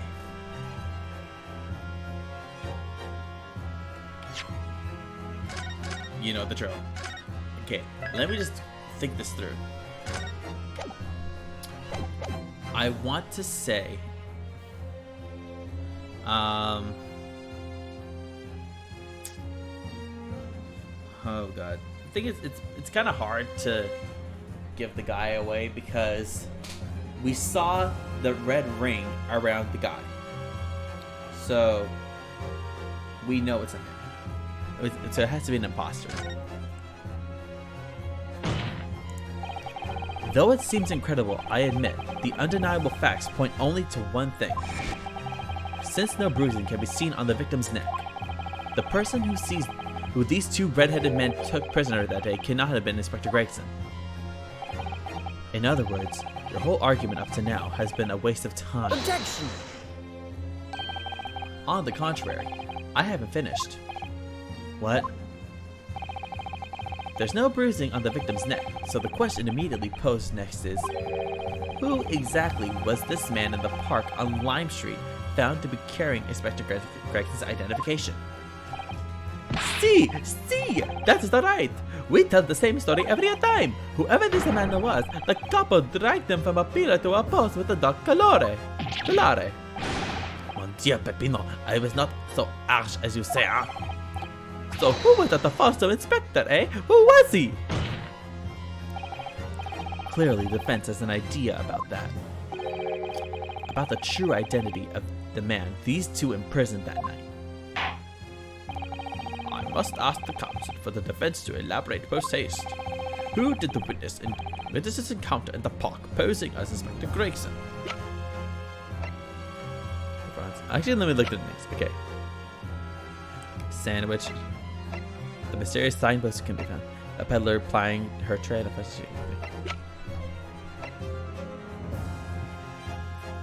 Okay. I think it's kind of obvious who we got here. Take that! I swear. Like, he has the same hair. Okay. Goodness me. Isn't that One of the witnesses who was in the stand in this very courtroom earlier today? A nameless man whose only occupation appears to be peddling hearsay to passersby. Objection! What on earth would a street seller be doing with the police inspector's identification papers? Witnesses, is this the man or not? What has happened to his lip? See, this man is not for the red-headed league, eh? He's looking for the twisted lip league, no? Perhaps rather than making such a rash claim next time, you should bite your lip instead. It seems improbable, yes, but one undeniable fact remains. During his testimony earlier, I noticed something around the man's neck. A red ring of bruising. Huh? What? The defense demands that Mr. Gossip be brought back to the stand. Order! Order! Bailiff, bring the aforementioned witness back into the court. Immediately. I swear if this...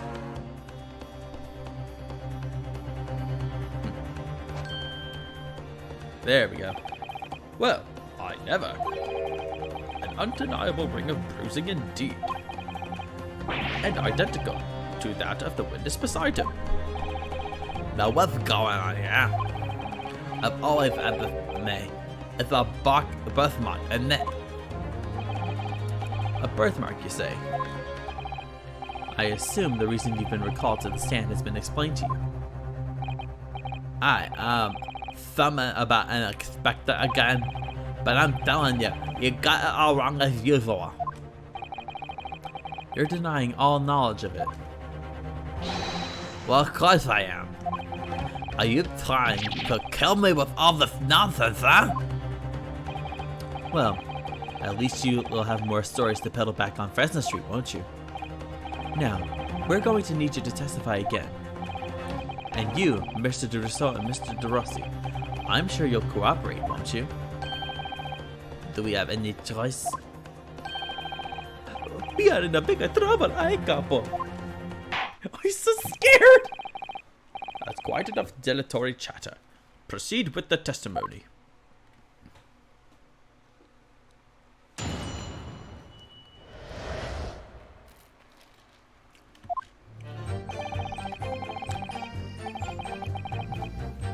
The man who claimed to be an inspector that day was definitely not this man. He's right, see? You think we would forget these grand leaps, huh? I never leave Fresno Street, alright? I've no interest in any red-headed leg. I'm all alone in the world, mate. I'm no kinfolk or nothing. Why would I be involved in something like that? Just look at me. Does it look like I could carry out a disguise with a face like this?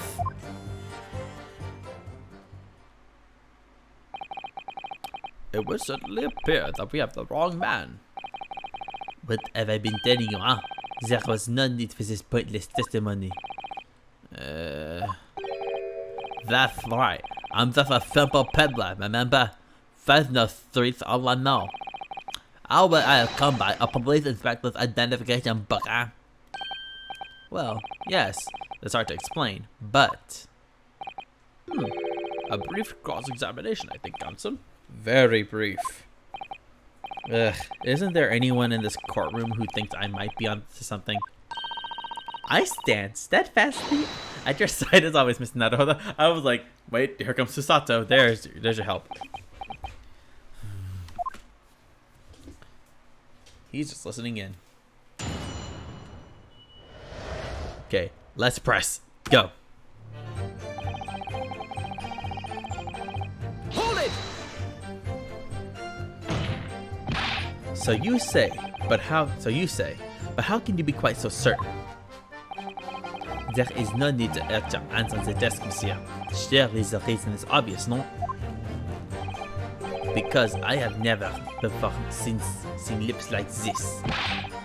Nevertheless, there's a clear red mark around Mr. Gossip's neck. And it looks very much like that left behind on the neck of your colleague by your prized colleague. Mon Dieu, with your words, it is like you're trying to wring my neck. It does look very much like on my neck though, eh? No, this is a birthmark, lad. The biggest lips in London and a neck to die for. Aye, they broke the mold when they made me. For the first time in my life. I feel lucky to have been born. With red hair. I thought being Japanese made you stand out in London. So you maintain that you've never seen this man before? No. So you maintain that you've never seen this man before. There we go. I did my normal voice. Oui, c'est ça. I swear to it by the flames of my hair. So fierce pride has outgrown the frustration with your hair now, has it? Is that right, see? You think we would forget these grand leaps, huh? Hold it! Well, yes, I don't imagine I'll forget those lips in a hurry either. That is what I am saying. For some reason, it makes me want to eat. How did the Fabian call it? An eclair. You know, I've never seen the hair as black as yours before either. Likewise. I never seen red hair like yours until I came to Britain. See, maybe it's a national trait, huh? Maybe all the people from this man's country have the grand lips. No, lad. I was born right here on Fresno Street, and I've never left. That is not the problem, I see. So you definitely didn't go to the park on Lime Street that day, Mr. Gossip. Now, how many times do you want me to say it, huh? I never leave Fresno Street, alright? I'm not interested in any redheaded ladies. So, you'd heard of the Redheaded League, had you? You don't get a name like Gossip for nothing, huh? It's my business to know what's going off in town. I sold that tasty tidbit for the first few redheads that came past me. Just between us, I even got a sandwich to cough up for it. Well, he does have a very red nose, if that counts. Who knows? But as you can see, my own has not got a hint of red in it. And in any case, Fresno Street's my pants. You won't catch me sidling off to some other part of town. No, sir, not likely. Oh, here we go. Excuse me. Mr. DeRousseau. Oh. Oui? Can I help you? Did Mr. Gossip's words just now lead you to remember something relevant, perhaps? It was the other day when I was looking for a place near the park. A small house or something.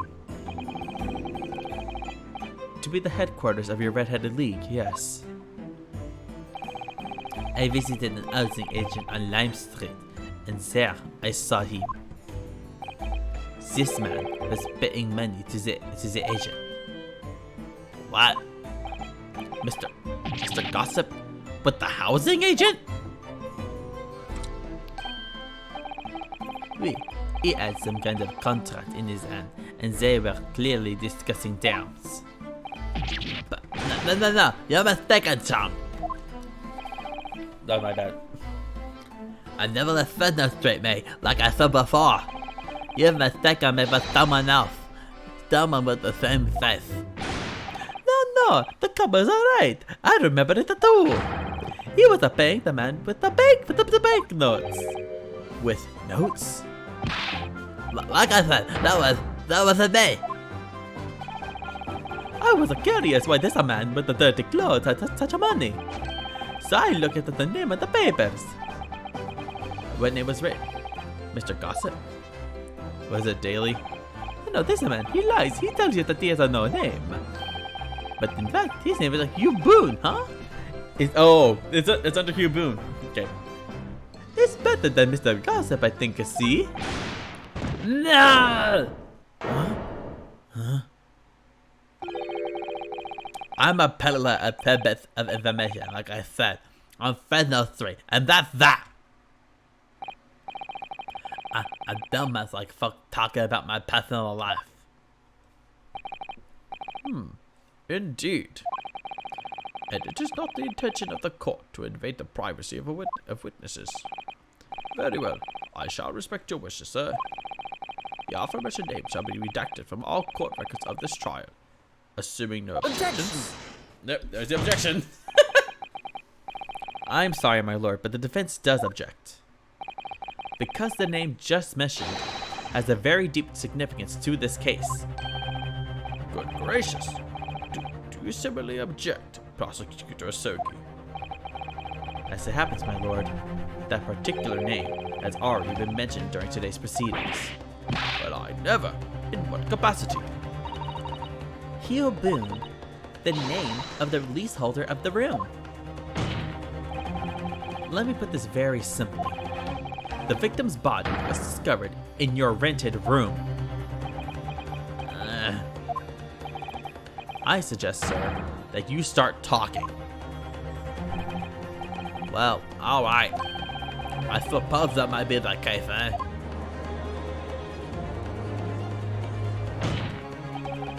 So your real name is Hugh Boone. Well, just between us, I don't like to blow my own trumpet, but there's no sign of peddler at Pemberton Town.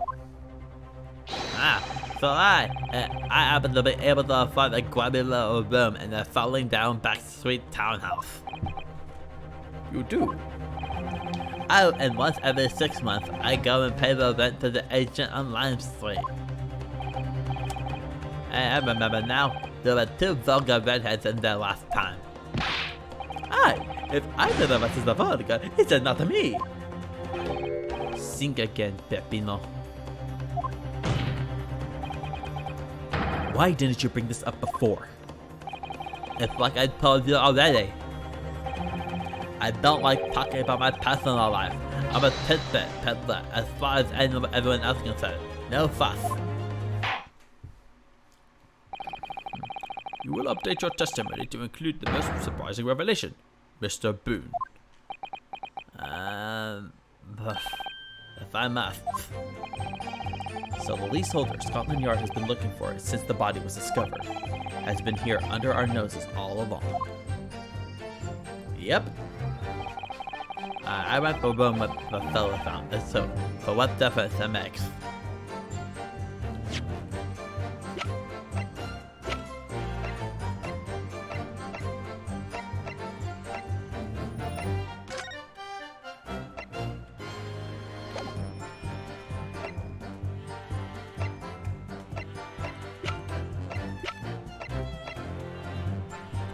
I'm pretty sure that's daily. Well, we got still press. Hold it! So, you live in that room, presumably, do you?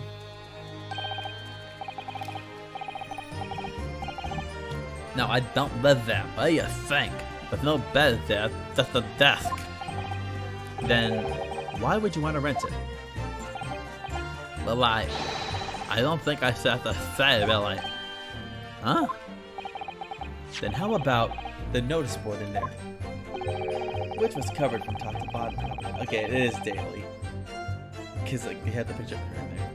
Which is covered from top to bottom in confidential documents only the police should have access to. No, that board's not mine. The inspector must have brought it along. It's only the other bits and bobs that belong to me. The desk and the chair and that. People don't generally carry enormous notice boards around with them. The real question is this. Why was Inspector Gregson killed in there in your room? Well, obviously, I'm not the faintest idea. I mean, it's causing me no end of bother, to be honest. It seems to me that Mr. Mr. Boone would rather as little is known about his room as possible for some reason. Yes, it does come across that way. More importantly, knowing that the scene of the crime is actually his room completely changes things. In particular, there's one part of his testimony that's really bothering me now. That's how I'm finally going to undo this man.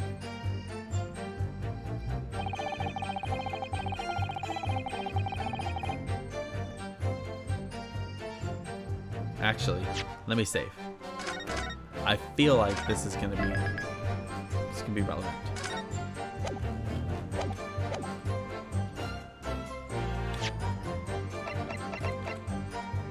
Objection! There we go. I knew it.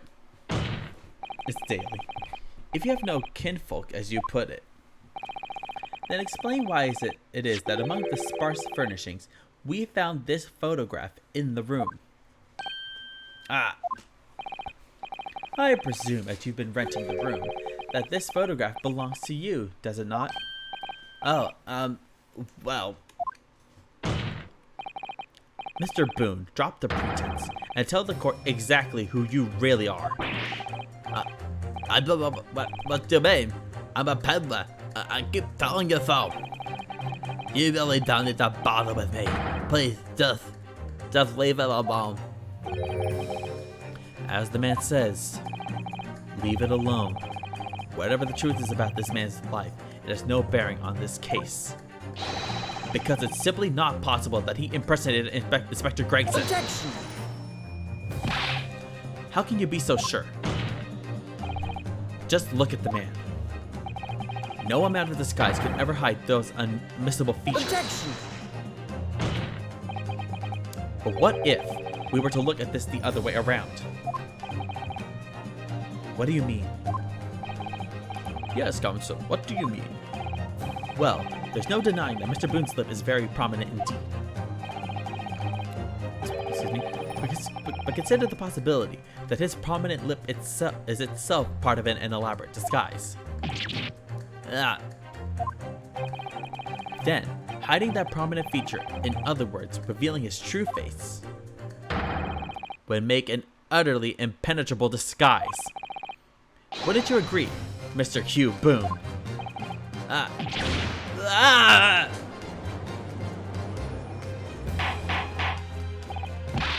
Good. Witness, are you still hiding the truth from this court? If that's a disguise, then underneath it, his true identity must be... Yes, that's right. There's really only one person he could really be. And I saw it too. I mean, it's kind of obvious from the hair, but still. My lord, the defense believes it can reveal Mr. Boone's true identity to the court. No, please, no. Very well then, counsel. What is the true identity of this peddler who goes simply by the name of Gossip on the street? Okay, found it. Okay, there we go. There we go. Take that! Your real name is actually Mr. Vigil, isn't it? Mr. Daily Vigil. Ah! I don't recall that name, counsel. Who is this Mr. Vigil? It's a name I encountered yesterday, my lord. It has to do with a certain client of Mr. Herlock Sholmes. That's his name. A young gentlewoman came to the detective asking him to locate her missing husband. The woman in this photograph, in fact. This is Mrs. Vigil. What? From what I understand, you haven't returned home since the night before the inspector was found dead. But of course that night, you were being held captive by the two red-headed leaguemen. And last night, you were put up by the prosecution. And last night, you were put up by the prosecution in service in preparation for testifying in this trial.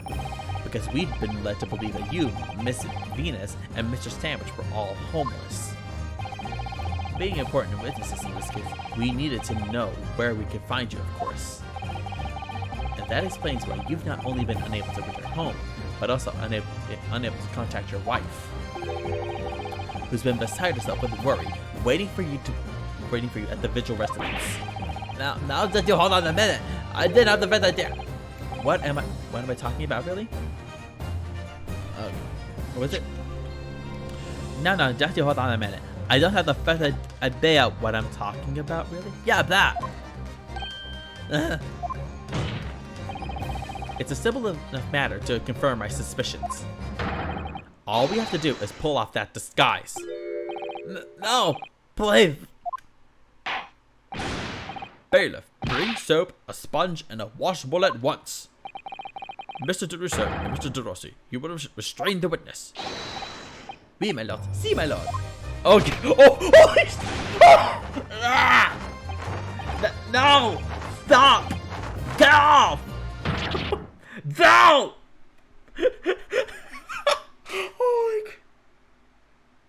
Oh my god. It is. Oh my god, that was so good. That was so good. Oh my god, okay. Oh god, that was a lot. That was a lot happening. Oh Jesus, okay, here we go. Okay, I gotta figure out a voice for this man. Okay. Okay, there, I got it.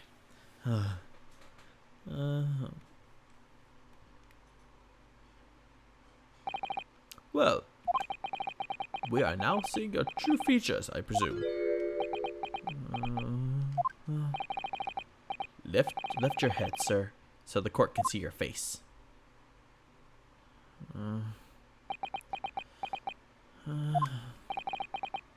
It would appear that the defense counsel's assertion was entirely correct. This has all been a very elaborate deception. So witnesses, tell the court. Have you seen this man before? I don't believe it, but See, that is no question. This is the inspector we saw in the park. Extraordinary.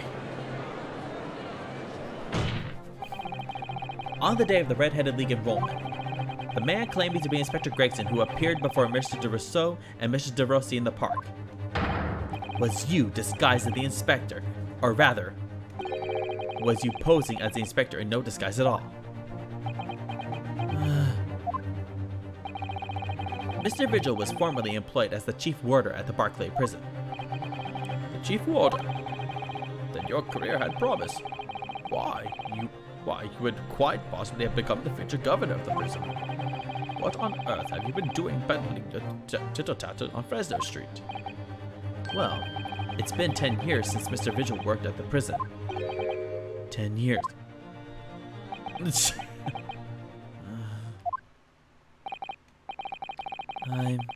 I'm dreadfully sorry about all of this.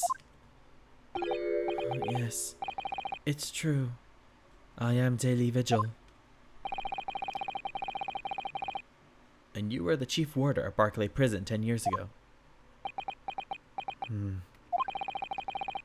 So where did Mr. Hugh Boone come from? Boone is the other me. It's a name I invented. Well, evidently there is a great deal under the surface here. I'll explain everything. I'll tell you just how wretched my life has become. Well, there he is. He's been to the whole time. As you say, it was 10 years ago now that my employment as Barclay's chief warder came to an end. Which is, we all know the answer. Having left the prison service, I searched for some new occupation by which to earn a wage. But times were hard in London, and I found no suitable engagements at all. In desperation one day, I turned my hand at selling wares on Fresno Street. But your wife appears to know nothing of this. She still maintains that you are the chief warder at Barclay Prison. I was utterly determined that my wife should not know my failings, which is why I never told her. I opened an account at the bank under the name of Hugh Boone, and I rented the cheapest room I could find on Fresno Street. The scene of the very crime we're investigating. Yes, that's right. A place from which I could emerge every morning at 8 as a squalid peddler, and transform myself back every evening at 5 into a well-dressed man about town before returning. Okay, that's honestly pretty funny. It's giving me like a little bit of Jekyll and Mr. Hyde. Dr. Jekyll and Mr. Hyde here. That quickly became my daily routine. I was puzzled by the lack of furniture in the room, but that explains it. But why on earth didn't you just tell us this in the first place? I have a wife, sir, and 2 sons, and without wishing to sound self-conceited, they regard me with some pride. I couldn't bring myself to disappoint them.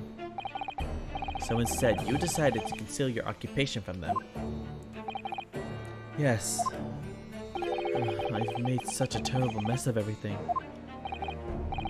Still, one thing doesn't add up. No matter how many tidbits of information you could sell to passing gentlemen, excuse me, even at 6p apiece, you couldn't hope to match the salary you must have commanded as chief warder at the prison. Very true. You have kept your family in comfort, despite 10 years of somewhat misbegotten employment.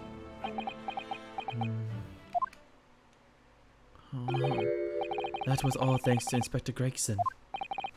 What? Inspector Gregson? What on earth? It was some years after I invented Boone and begun my other life as a street seller. He, the inspector that is, recognized me one day. Do you mean to say the victim was an acquaintance of yours? I knew him from my time working at the prison.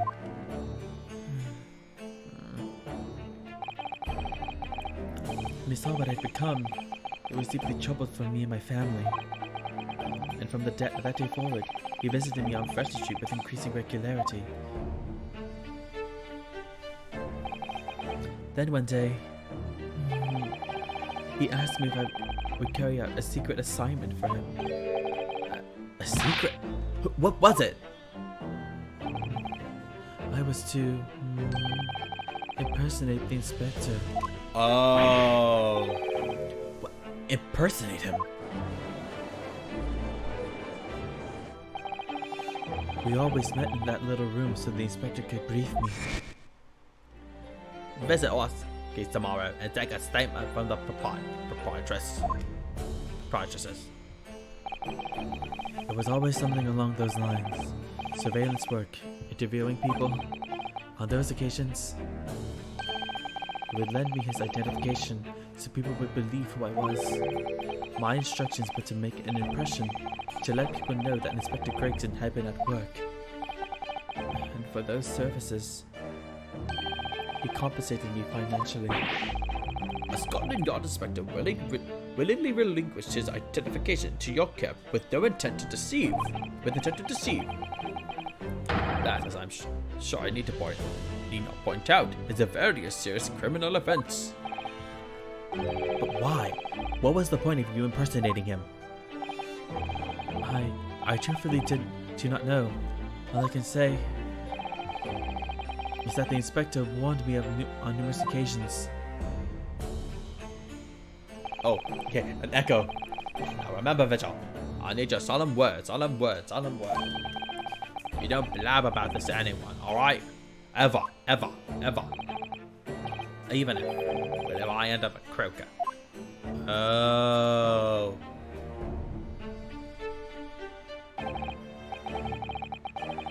Wow. He knew every eventuality, didn't he?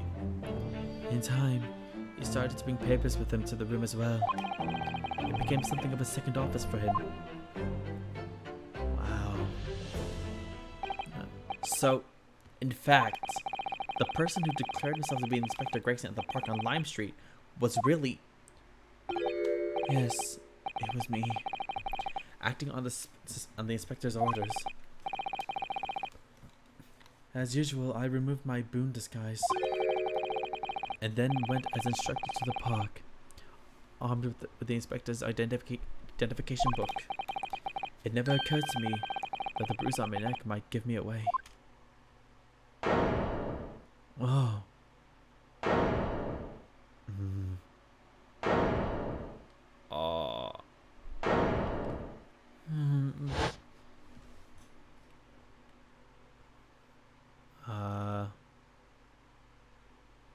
What is happening down there, Mr. Nardo? Well, it would seem this confession completely destroys the defense's case. Well, there it is. I knew it was gonna happen. Huh? Explain yourself, Prosecutor Sergei. My learned friend's assertion was as follows. The victim was killed at another location on the day before his corpse was discovered, at the hands of these two red-headed league men when they imprisoned the inspector. But no, that can't be. After all, it wasn't the inspector who went to the park that day. It was me. Oh goodness. Finally, we have clarity. We had nothing to do with the murder of the inspector. And merci, Monsieur de la Défense, for proving it. What? Ah! Order! Order! Order!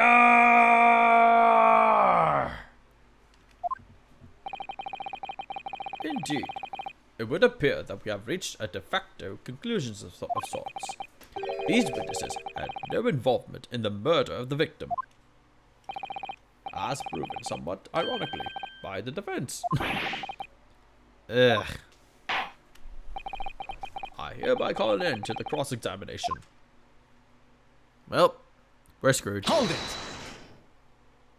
What the? Oh. Wait, what?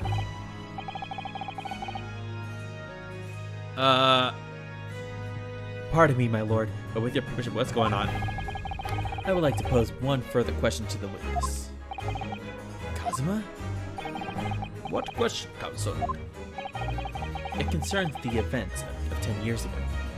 Oh no, he's gonna ask about his father. I believe you would have been present at a very insignificant execution that was carried out at the time. 10 years ago?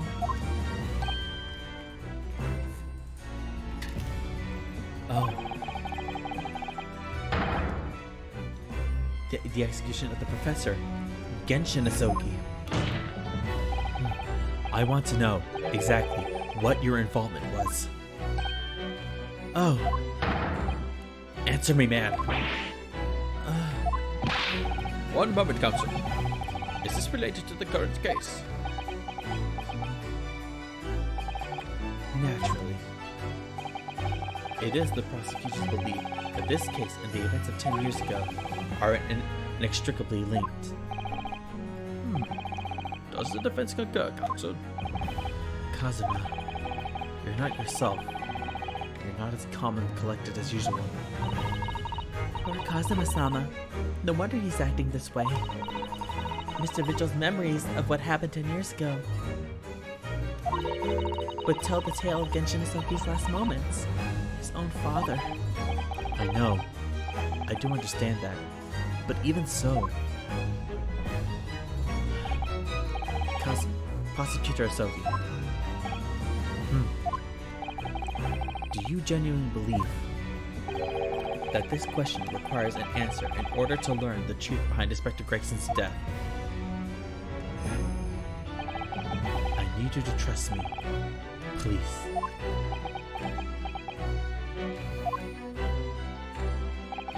Very well. Then the defense has no objection. What are you concurring? Nothing, my lord. Okay. I see. In that case, you will answer the question with us. The truth is, I remember very little of that time. You've forgotten? I'm sorry to say, yes. As I said, I resigned from my role at the prison 10 years ago. But for some peculiar reason, my memory of the events leading up to that moment is extremely hazy. Does that not strike you as strange, Mr. Naruhodo? Sorry? Well, 10 years is a long time, but to have forgotten the reason why he left such an important job. Yes, you're right. And not only that, Mr. Vigil's claim contradicts what we already know.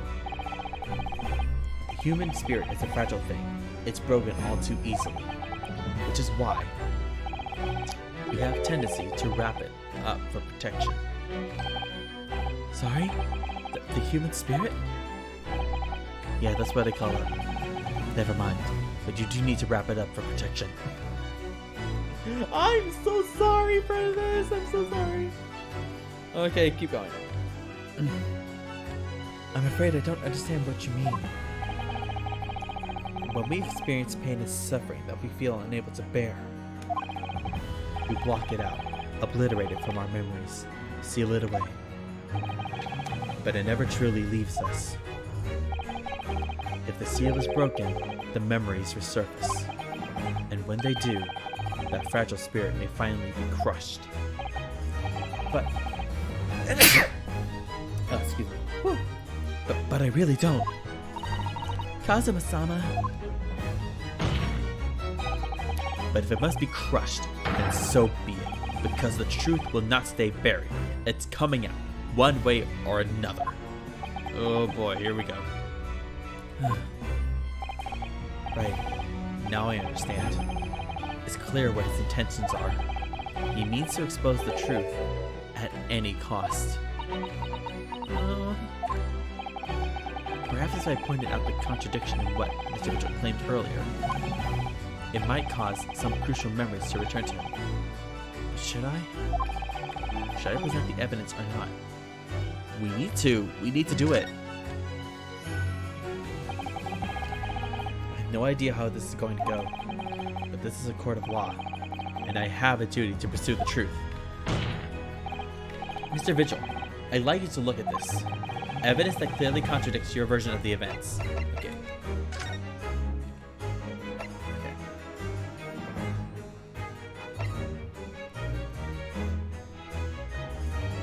Okay, here we go. Let's do it.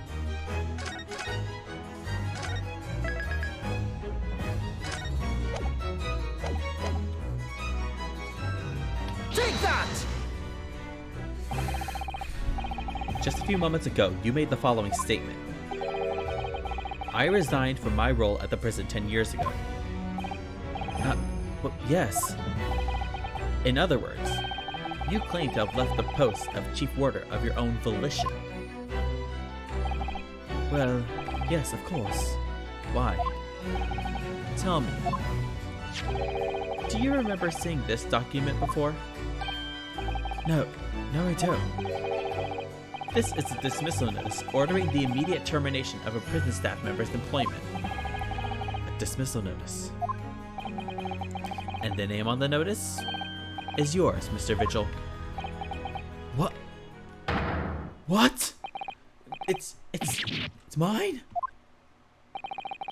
So you didn't resign from the prison service at all. For some reason, you were dismissed as chief warder from Barclay. No, there's been some mistake. I'm sure I tendered my resignation. This dismissal notice is nonsense. Is it? It's. It's literally having a persona awakening from Persona 5. Did you really resign from Barclay prison? I can tell you, you were not. I am thou. Thou art I. What am I doing? I'm crossing over like IPs. Jesus. Oh god, but that would be a pretty good persona. I wonder what it would be. What would his persona be? I don't know. I'll figure it out one day. Okay, let's go back to it. If you were forcibly dismissed, there must have been good reason. Clearly, you did something. Mr. Vigil, it's time to break the seal and have you remember.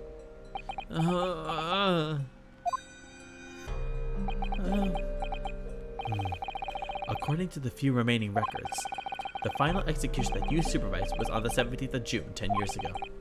And on that day, something very serious took place at Barclay Prison. The 17th of June? Was that the professor's execution? Professor... As you were the chief warder at the time, it stands to reason that you would have been present throughout the proceedings. It does sound familiar. And yet, that execution never took place. Oh boy.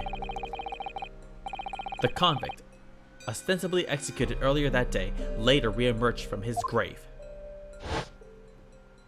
The convict came back to life? In the cemetery in the middle of the night, there was a witness. However, the witness claims that a moment after he saw the convict clambering out of his grave, a gunshot rang out from over his shoulder, and the bullet pierced the professor's chest, killing him instantly.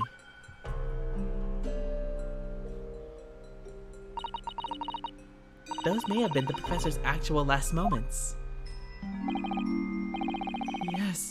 Yes.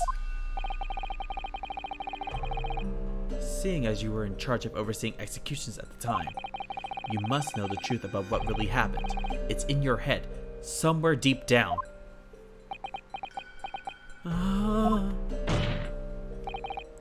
Well, Chief Warder Daily Vigil, I know there are memories in your head that can explain what happened on the 17th of June 10 years ago. And now it's time for you to drag them up.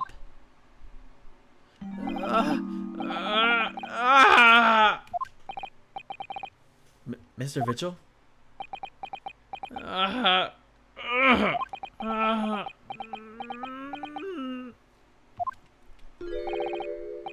Yes, the whole prison. It was complete chaos. The prisoner escaped. He was killed in the cemetery. The shocking news ripped through Barclay like a hurricane. What?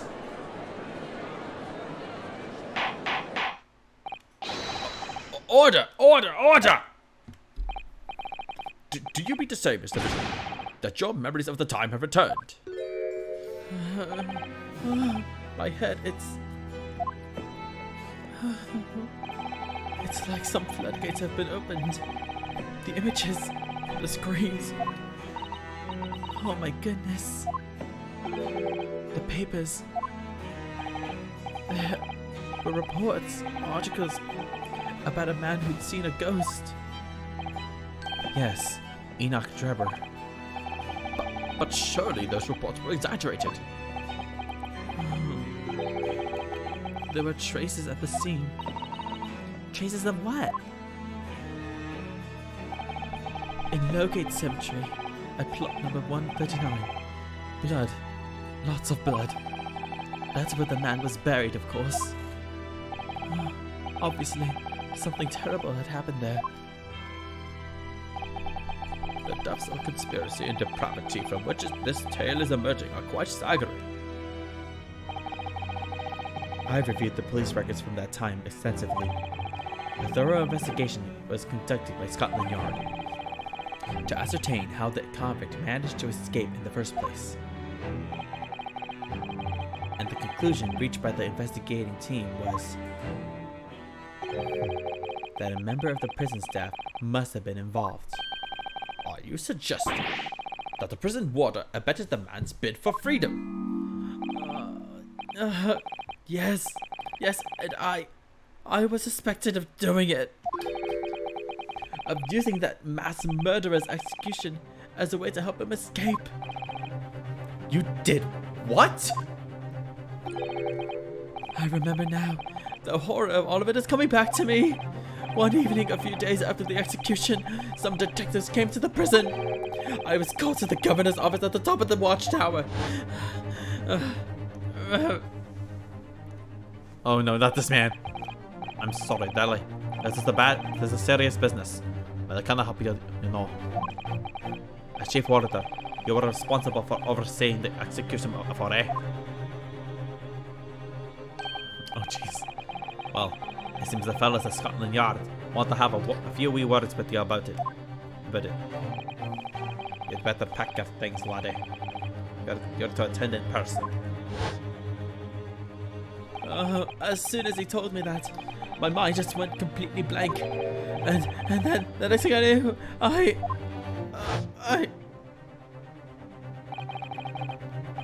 the professor, the most hated killer in our country's history. And I let him escape. I'm finished. My life. It's over! Ah!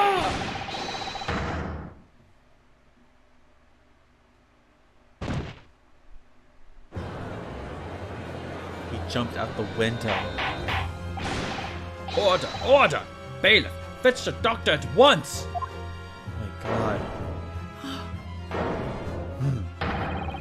Court is adjourned for today with immediate effect.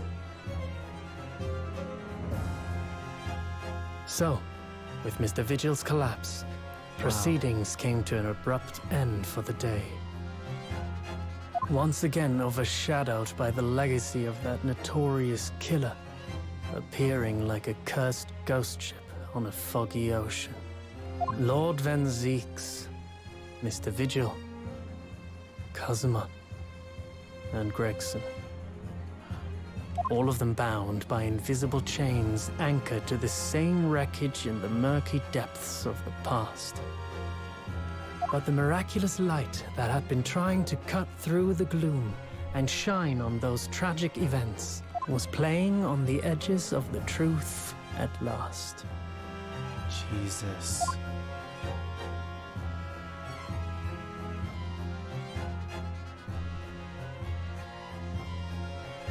Oh boy. Oh Jesus, my head hurts. That. Oh my god, that was so much.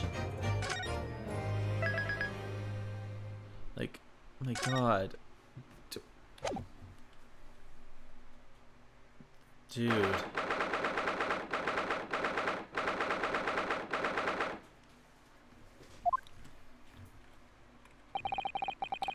I still can't quite believe what just happened.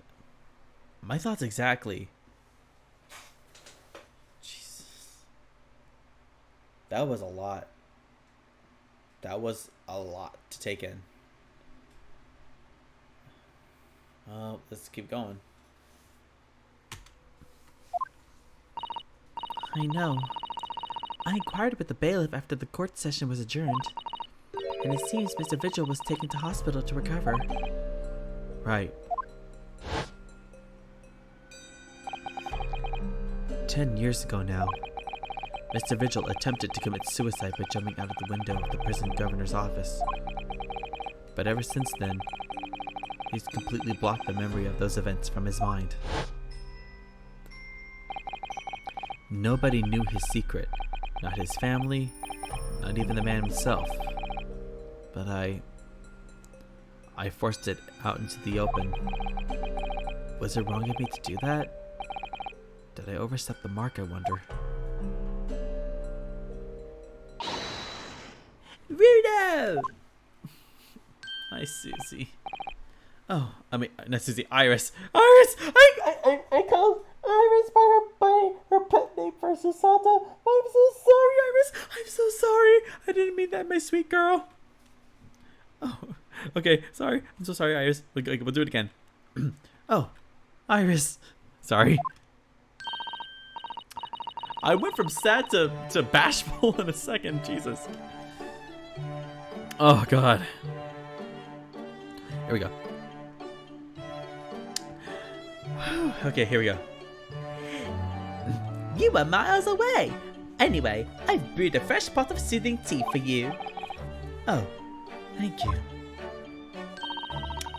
You and Susie have had an exhausting day so far, haven't you? Yep. Oh. Thank you, Iris. How thoughtful of you.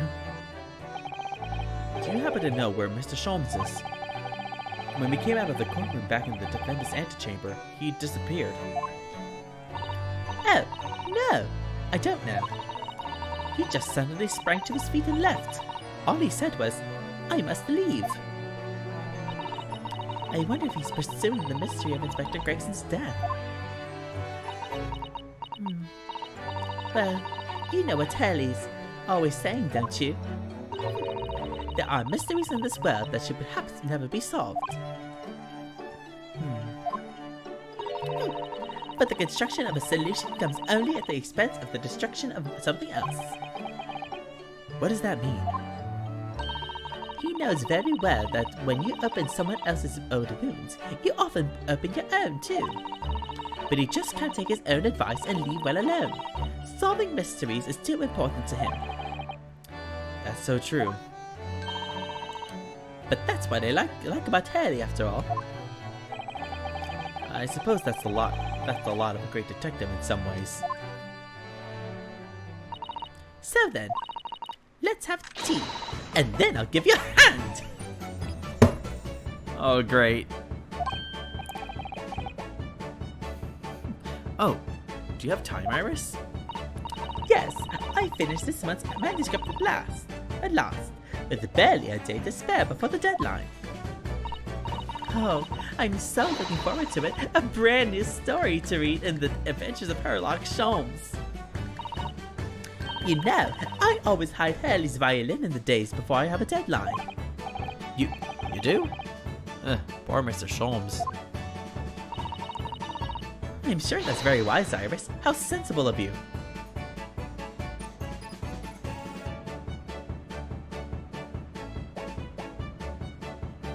Susato. Keep those thoughts out of your mind. I can only imagine that's how Ryunosuke is. He's like,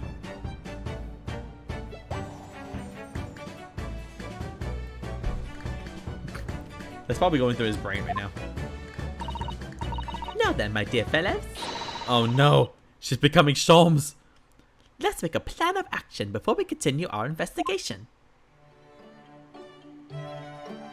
Okay, I think this would be a good place to stop because, oh Jesus, that was a lot that just happened in the courtroom today.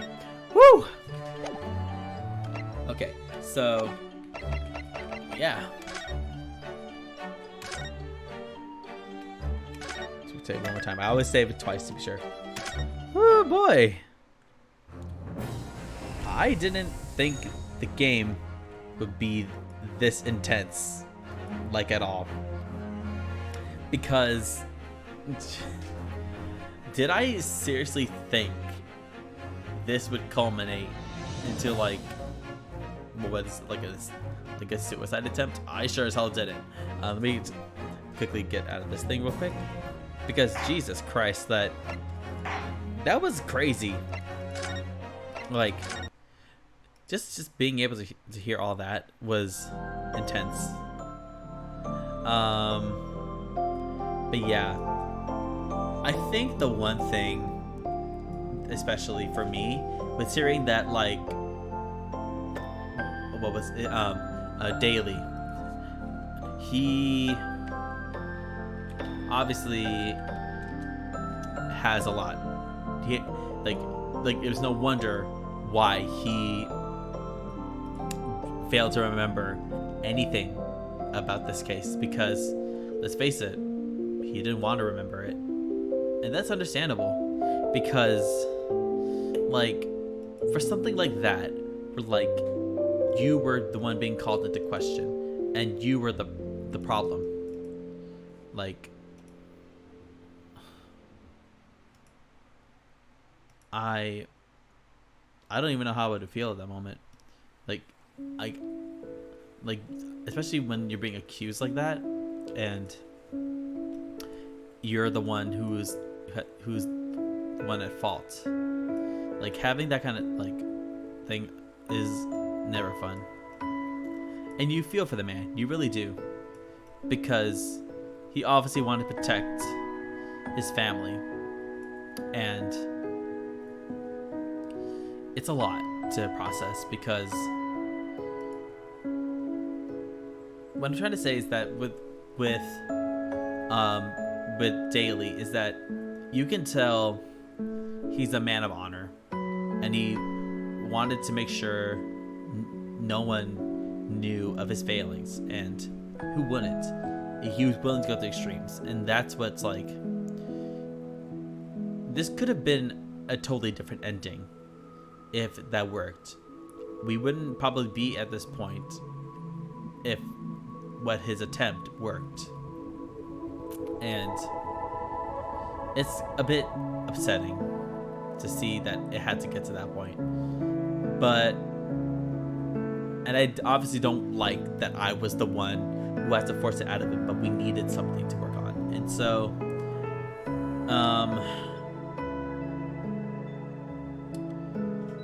I don't know. That hit really close, and that I can't even believe that like it took that much to get to where we got. So yeah, that was a crazy trial though, and the fact that so many things were brought up, and it all came back to the professor case all the time.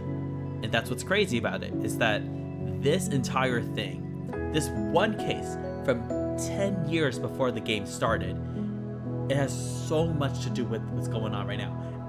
I don't even know where this is going, because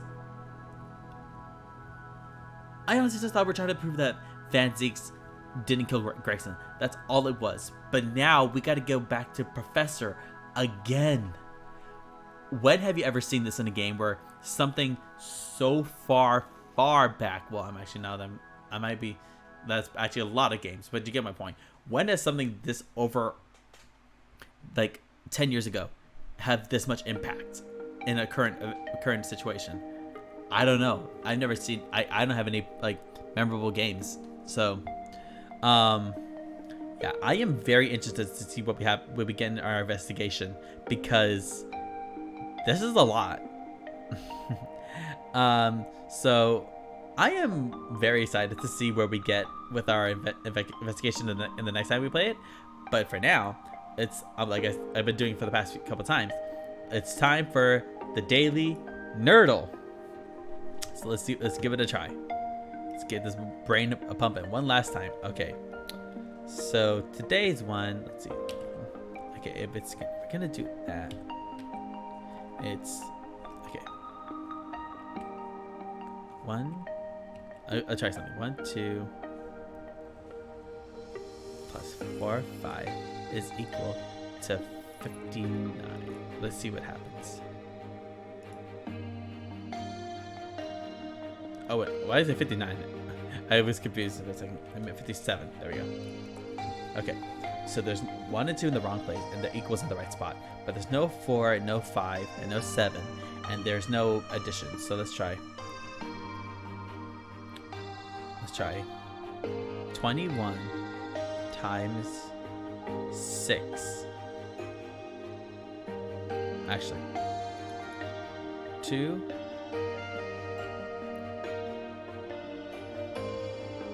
Actually, no, let's try this. 8 minus 3 times 2 is equal to, well, it's gonna be 10. So let's try that. Actually, no, I'm wrong. It's not 10. I don't know what I was thinking. Okay. I had to get down to 5. So let me try this one instead. Oh god, I have an itchy back. Okay. Okay, to get to 10, it has to be. Okay, so 16 minus 3 times 2. No. Okay, I had to do this again. Let's see. Let's try 61 minus. What's another good one? 9 minus 39 is equal to 22. Okay, so the 2 is in the right spot, and there's actually another 2, but the 6, and there's no subtraction. So it has to be a big number. We know for sure the equal is here, and the 2 is here. So let's try it. Let's try multiplication first. So the 6 in the wrong spot, and the 1's in the wrong spot. So,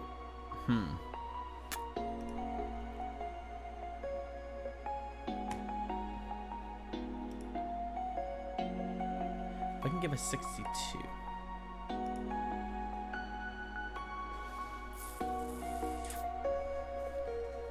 Well, let's try this. 30.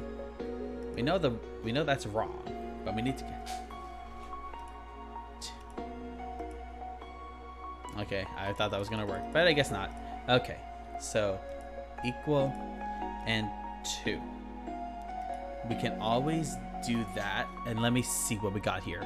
Okay, so equal and 2 is in the right spot, and the 1 is in the wrong spot, so it's not any of these spaces. Let's try.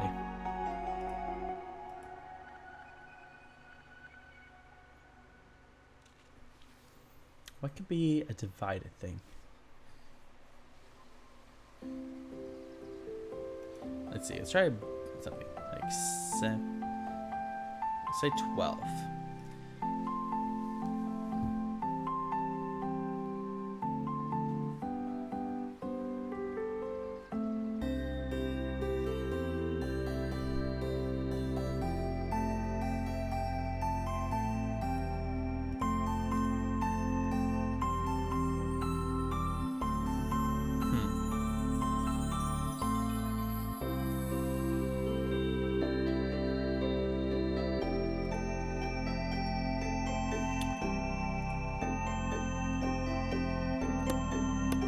to think. What's a good one?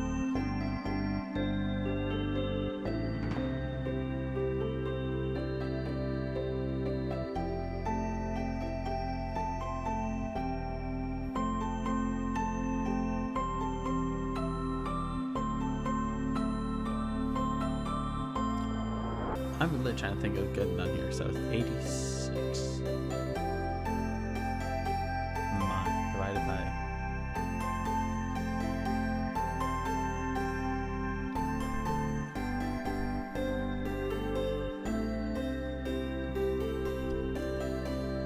Actually, let's do this.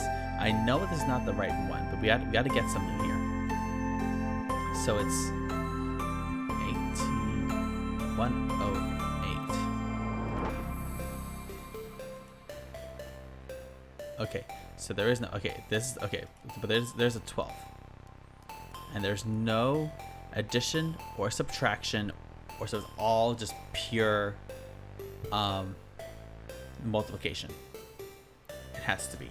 So, Sorry.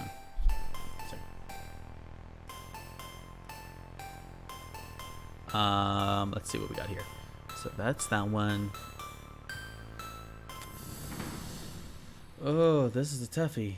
What's it? Okay, so the one's in the wrong spot. So the one has to be somewhere. So times.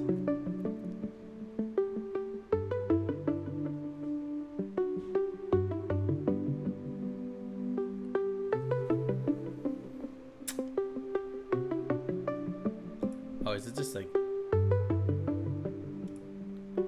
I think I know this. So it's 6 times 1 times 2. Is it? There it is. It should have been that simple. I knew it. I was like, wait a minute, don't tell me. And I was like, of course it was. That changed my day, definitely.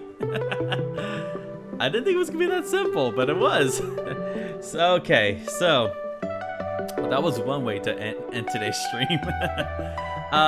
So yeah, thank you guys for coming in today. This was an interesting day. Very interesting indeed. A big case and a totally different thing has come up. And I am excited. I am so excited to see where this goes because I honestly didn't think this thing would end up this way. Who knows? Who would even figure that it would get this bad? Or not bad, this crazy. I mean, we kind of expected at this point that the inspector and the professor is going to be behind everything. But I didn't think it would be this big that it comes all connected. But I kind of figured it out when I noticed that he looked like Daly, and I was like, okay, he may know something. And of course he does, because he's connected. And so I am very interested to see where this case goes. I'm very excited to see what else we can find out. I just want to know how this all ends, because this is the second to last episode. Oh, I feel like we're getting closer to it, and I want to know exactly what happens. So for now, we're gonna keep that on the back burner till next Tuesday for Ace Attorney Tuesdays. Persona 4 is gonna be back as well. We're gonna have that on Friday again, and I want to bring back Escape Simulator, probably on Saturday. I don't know. I'll keep you posted on my social media. You'll see it there, and also on my schedule. So until then, I will see you guys again on Friday. And Mustang, great seeing you, man.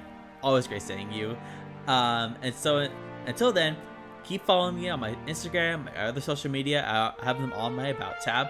Go to check out my VOD channel in case you want to see any stream you guys have missed, or if there's just a clip you see and you want to see where that came from. It's all on there. It's up on my VOD YouTube channel. You just click the tab in the About section. Click the tab where it says VOD, and it'll take you directly there. And then yeah, keep checking my schedule. Keep checking my social media. I always say when I'm gonna go on my Instagram, and then you'll see that there, and you'll see when I'm about to go on. And so until then, I'll see you guys on Friday. Have a good rest of your good day, and I hope you guys have a great time tonight as well. Bye.